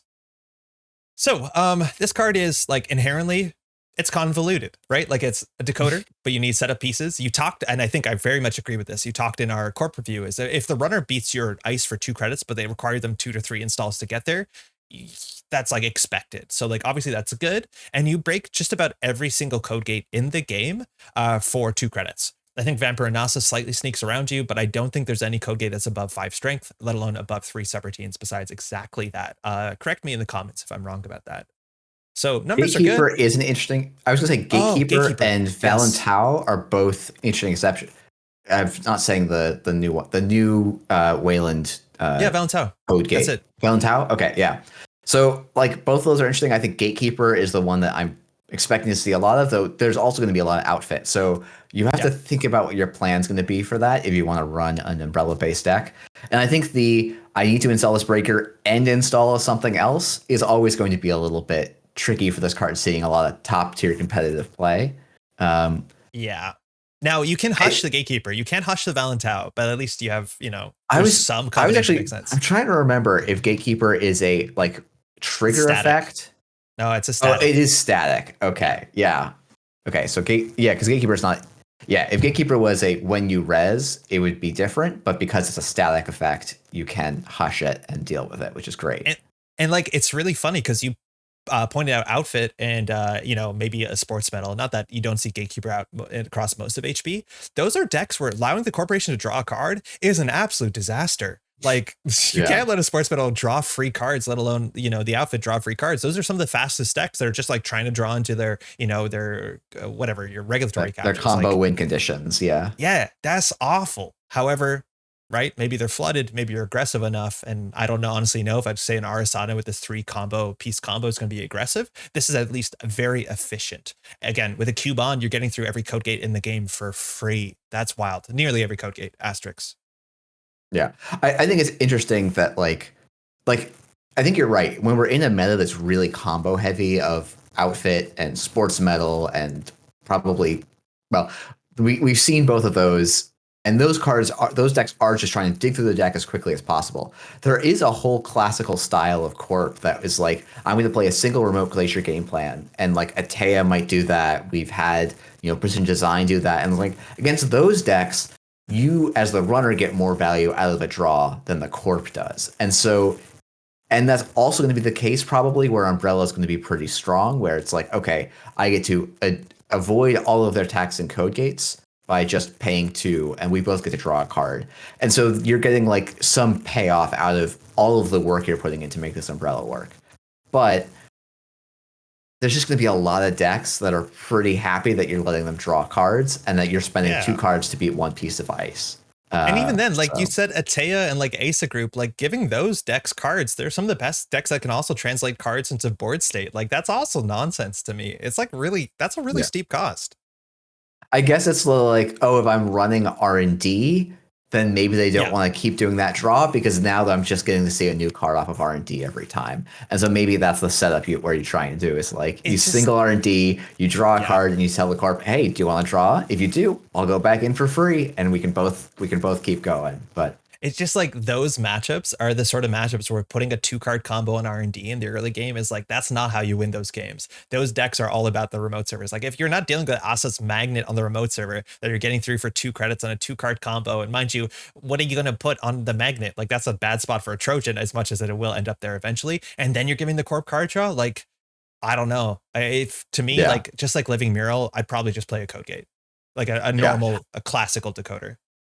I think this is like a card that is going to see basically no competitive play, but I'm going to have fun when I want to do a Jank stream or go to a friendly local meetup. This is going to be a great card for me to play with because it does have like the break a thing, draw a card is a fun experience. And the like, you know, when you pair this with Egret, you can start going, oh, I get to break everything. This can be my primary breaker. And that when you look at it in that kind of light, that starts to be a little more interesting.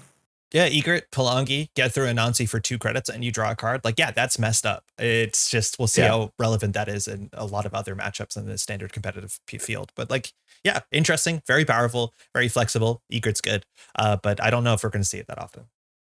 Yeah. I think we're going to see it more than Living Mural, but maybe that's wrong, actually. I would probably rate Living Mural higher than Umbrella. It's more straightforward. I think that's fair. Yeah. I don't know, like that. I think that seems right to me. Yeah. Okay. Cool. Yeah, you could probably put Umbrella in Binder if you really wanted to, but I think it's more fun when the slots are hard. Yeah. Okay, cool.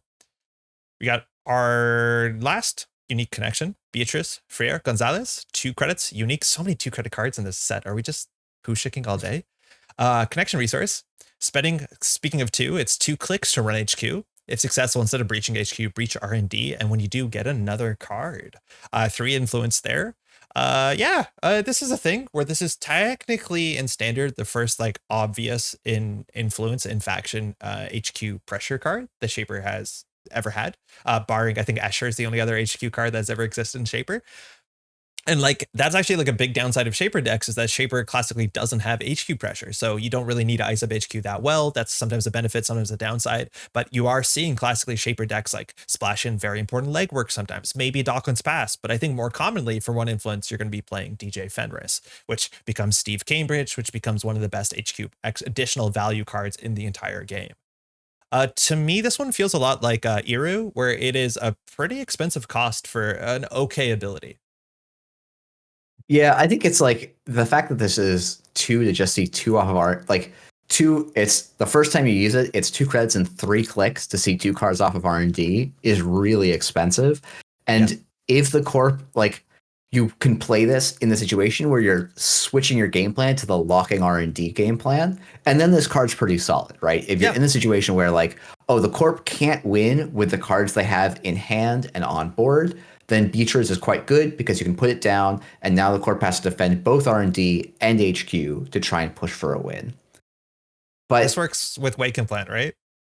Yeah, this does also work with Waken Plant. That's actually a really good thing to shout out is if you have a Waken Plant and Beatrice, you can make the successful run on HQ, Waken Plant charges, and then you get to see 3 cards off of R&D, off of R&D from your HQ run, which is a pretty fun interaction. Like that's maybe worth building into.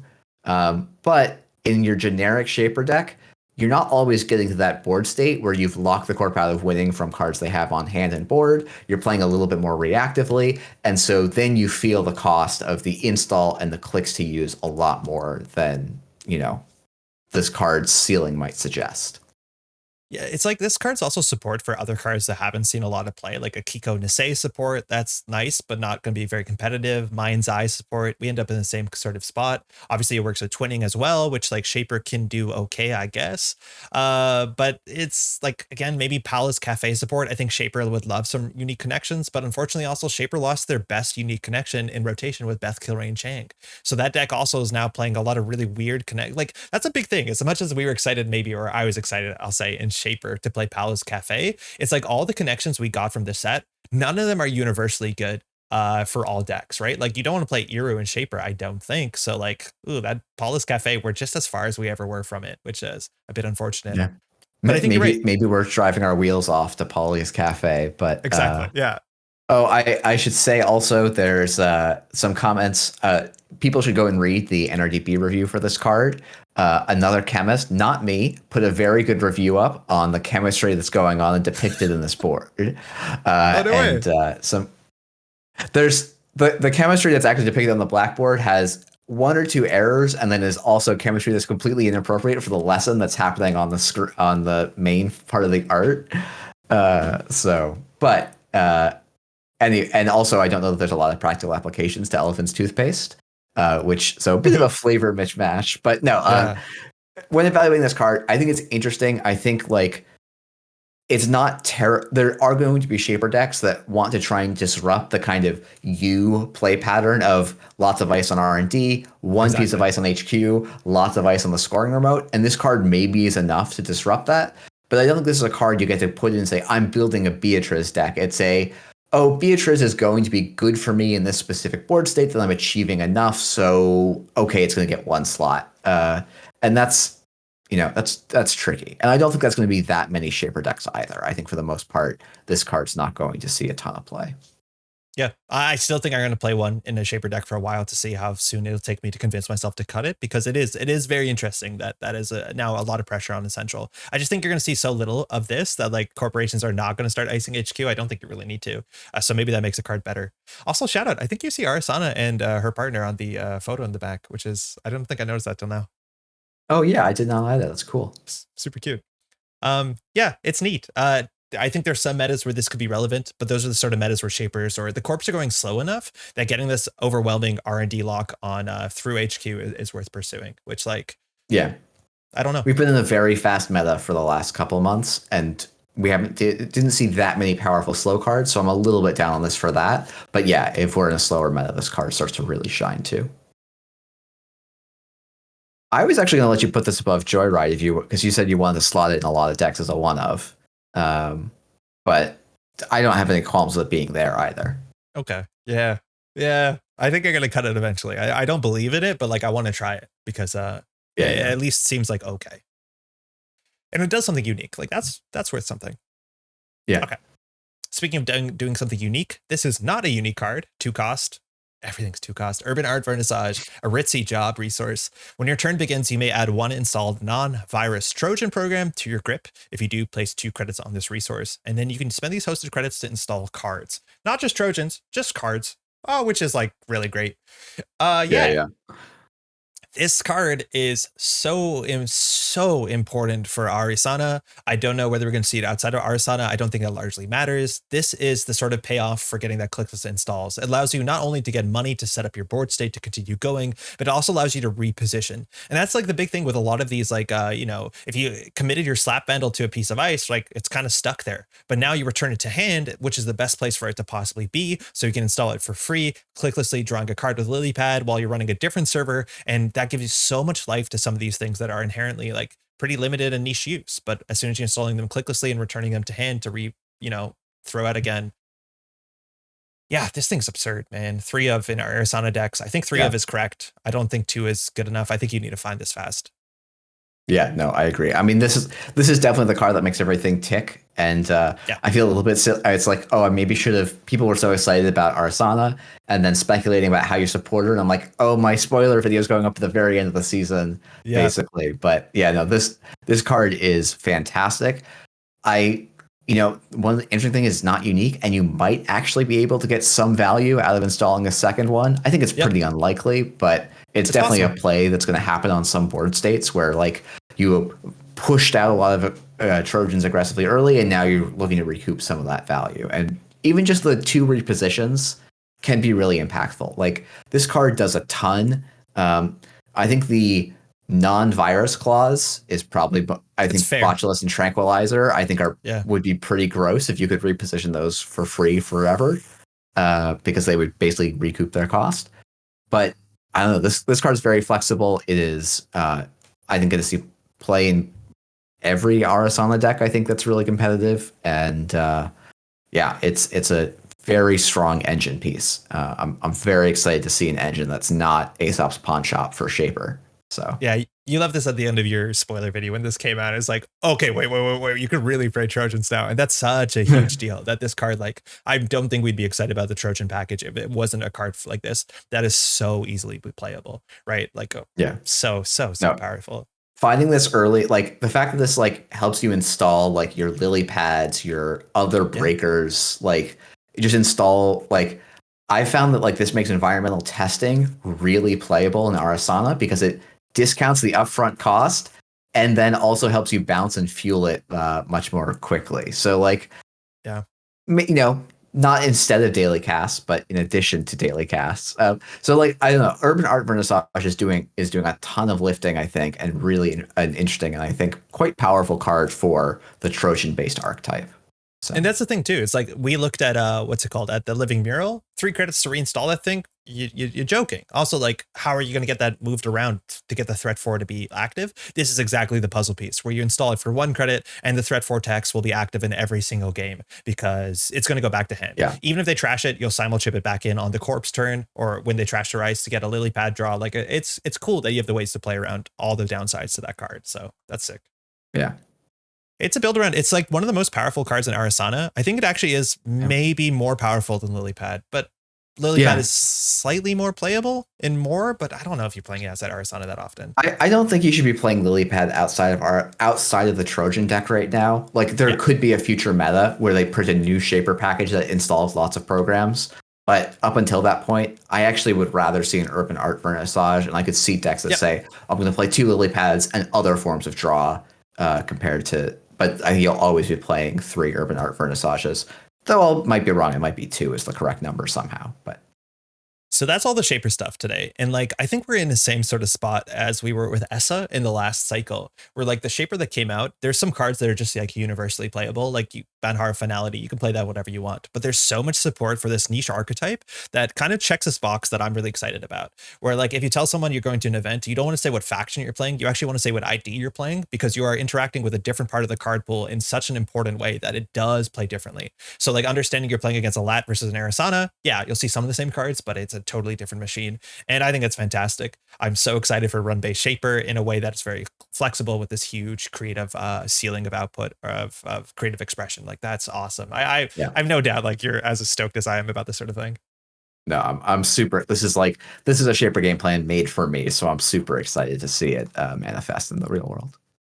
Awesome. We just have one final card, so neutral one. This is Biobands. It costs 2 again. It's a run event. It costs 1 neutral influence, very important. And it says run any server. If successful, you can resolve 2 of the following in any order. You have to resolve 2 of them, but I guess you can always choose one that doesn't actually make sense. So you can draw 2 cards. You can install a card from your grip playing 1 credit less. You can remove a tag. And you can also place 4 credits on this event that you can spend to only be trashing cards for the remainder of this run. That's a unique thing that you can't use it for, like stealing a Bologna or doing traces, I guess, if those exist. But yeah, is 1 influence. Very importantly, this card is reminiscent of a card called Deuces Wild, which was another modal card that cost 2 and 1 neutral influence. That was a pretty playable card throughout the history of Netrunner. It didn't require a successful run. Sometimes it did make runs, but that card was very playable in every deck. And it was like one of those smoothing value cards that kind of just showed up everywhere as much as people used it to gain a credit and draw 2 cards.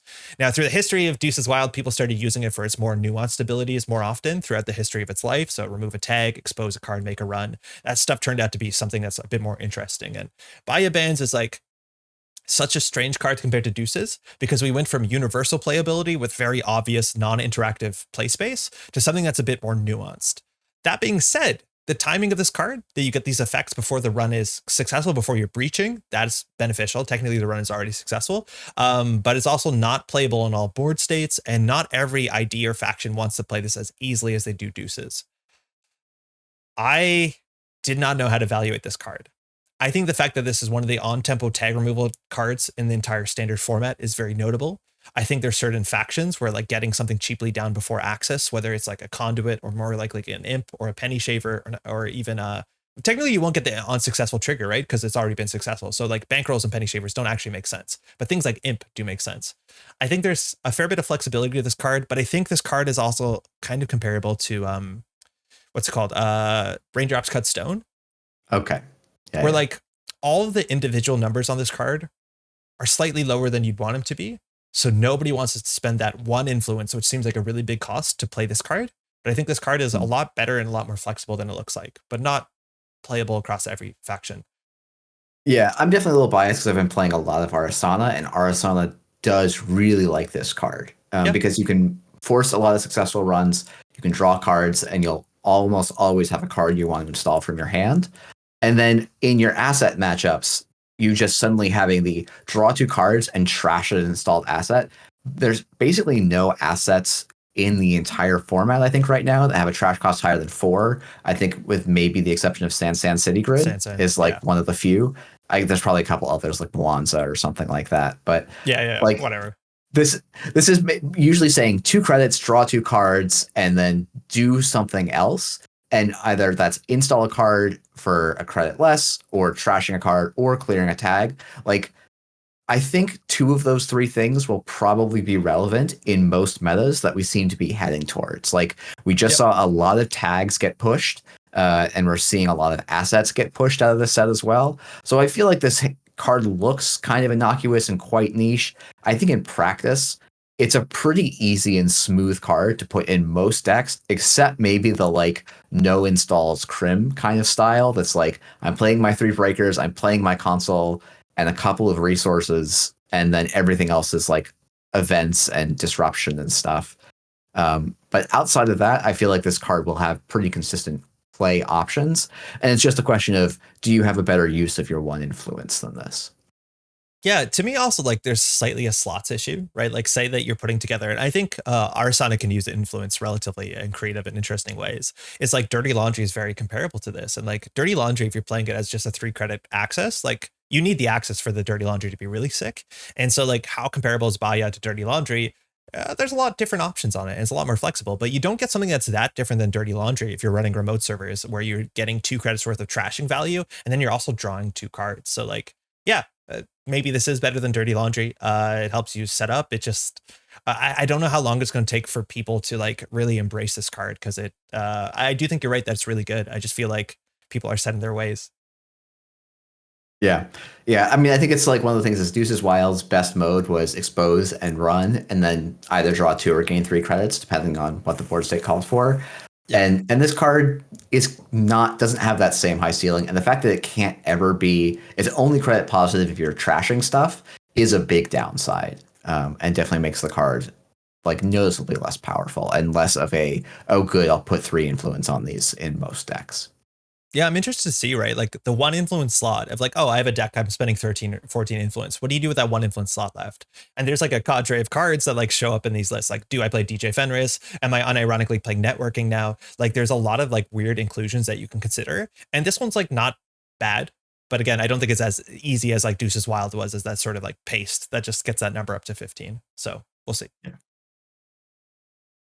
Yeah, I think this thing's a bit better than I think we think it is.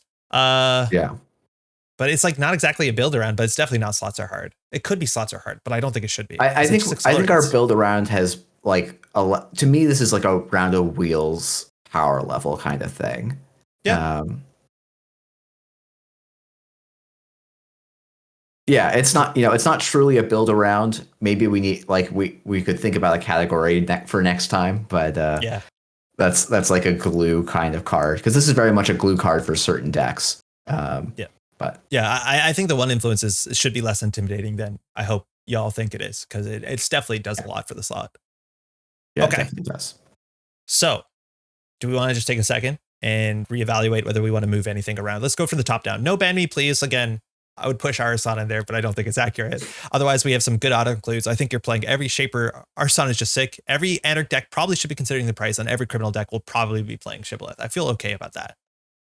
Now we get to some of the most powerful engine pieces that you're building entire decks around. So like the console slots are not universally playable, but very powerfully playable. Then we end up to some of the interesting tech cards and like pressure options, trashing stuff. Saucy, I think, is going to be an upset for a lot of people, but like, let's go Little Bird. And then here we end up to some cards. Like, is there a chance that like this is a slots are hard card banner? I think because of Mercury, it's not. Yeah, Right. that's true. I think it's like it's definitely goes in basically every Mercury deck. That to me is why it's not quite a slots are hard. And like I think that's true of Audrey as well, where like there's a build around for it, and it gives a reasonable payoff when you do build around it. Whereas I think a lot of our slots are hard, the payoff's pretty low for what we build around it. Cool. Okay. Coming down to slots are hard, right? Like the Kurapira, I think is just going to see more play than Strike Fund because criminals are going to be playing it, but I don't think it's a more powerful card as long as you can get the value from Strike Fund as middling as gaining 2 credits clicklessly. That's fine. We could, you know what? We can swap those. I think that's yeah, fine. I think you've made good arguments for that. I honestly don't think we're going to see any laser pointer. Okay. I think we can move that down then. Seems okay? Yeah, seems all right. And everything else is probably fine. I think everything else is probably fine.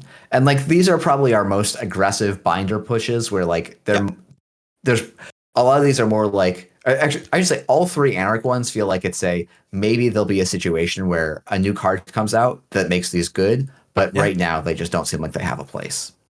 Yeah, exactly. Yeah, no, that's always a big thing with most of our tier list too. Like, well, hopefully in our expressions, we're very clear. Like, if this had this, or in this circumstance, this becomes a playable card. So, like, if you're watching this in 2025 and you're like, what were they thinking? Tag me, Anarch is sick. Yeah, that's it. And on that note, this is when we're looking at the runner side, and this is actually like not as top heavy as some other sets, right? Like we just did the corpse side, we got some ban me pleases, we got a lot of auto includes. Again, check that out. That's on Jeff's channel. But we're seeing a lot more stuff that are build around cards, like cards that are synergistic with certain packages that make you make deck building decisions that are only good in certain archetypes. And while maybe it seems like the power level as a whole is down, I don't think that's the case. I think these are some of the strongest build arounds that are, again, not universally playable. And I think if we're worried about like Hoshiko piles and like 419 good stuff, that's probably good for the health of the game. So overall, very positive about the set to date. Yeah, I agree. And I think it's there's a lot of generic corp power pushed because I think what has sort of been happening is that just good stuff piles of runner side has pushed down a lot of corp stuff. So you kind of bring corp power up and then put more power on the runner side away from just generically good cards into situationally good cards to try and make it so that every game feels different rather than a lot of the good stuff runner decks, which tend to have this as the game goes longer, they homogenize more and more towards every game kind of being the same. So I'm excited to see, and I could definitely see some of the cards, even in build, as low as the build around, ending up in like a ban me please if the meta shifts in the right way in terms of overall power level. So this is, I think every set from NSG has been better than the last in terms of all different types of production quality. And I think this has some of the cards I'm most excited about running of any set so far. Totally. And hey, on that note, if you think differently, if you think the same, love to hear your response in the comments. Are there certain interactions you think we're missing? Are there certain ways you think the meta is going to change? Which cards are we the most wrong about, the most right about? We'd love to hear that in the comments. Again, often we will in the future come and revise our lists and put out together a video that says like, we looked through our tier list. Let's see in 2 months how right or how wrong we are. And those are always really exciting. If you want to tune in for that, subscribe to the channel, also onto Jeff's side. That'd be greatly appreciated. And with that note, how have you been enjoying the Automata Initiative as a whole? It's been less than a week. So far, we were seeing there's Continentals every weekend for the next 3 weeks. So like we're going to be pushing the limit of what these cards can do very, very soon. And I think we're going to see more interesting builds as those weeks go on. So hey, stay tuned to some organized play. Get involved. There's a lot going on this month. And with that, Jeff, you want to do a shout out to your channel real quick? Yeah, people should go and check it out. It's just called YsengrinSC. I do pretty competitive focused stuff, though I'm planning on doing some videos that are hoping people get into standard and explore the archetypes of the events.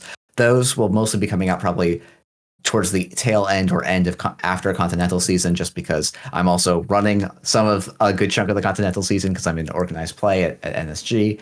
But yeah, people should check out my channel. If they like, we've done tier lists for the last all of Borealis cycle as well. So that was a lot of fun. People to check those out. And thanks again, Andre, for having me on. It's been a blast. My pleasure. Yeah, links for that all in the description, and hopefully you're enjoying the Automata Initiative as well. Thanks for watching. Take care. Hey, thanks so much for watching. And if you want more content like this, we go through the 35 corp cards identically to this. It's just on Jeff's channel, so link in the description, YsengrinSC.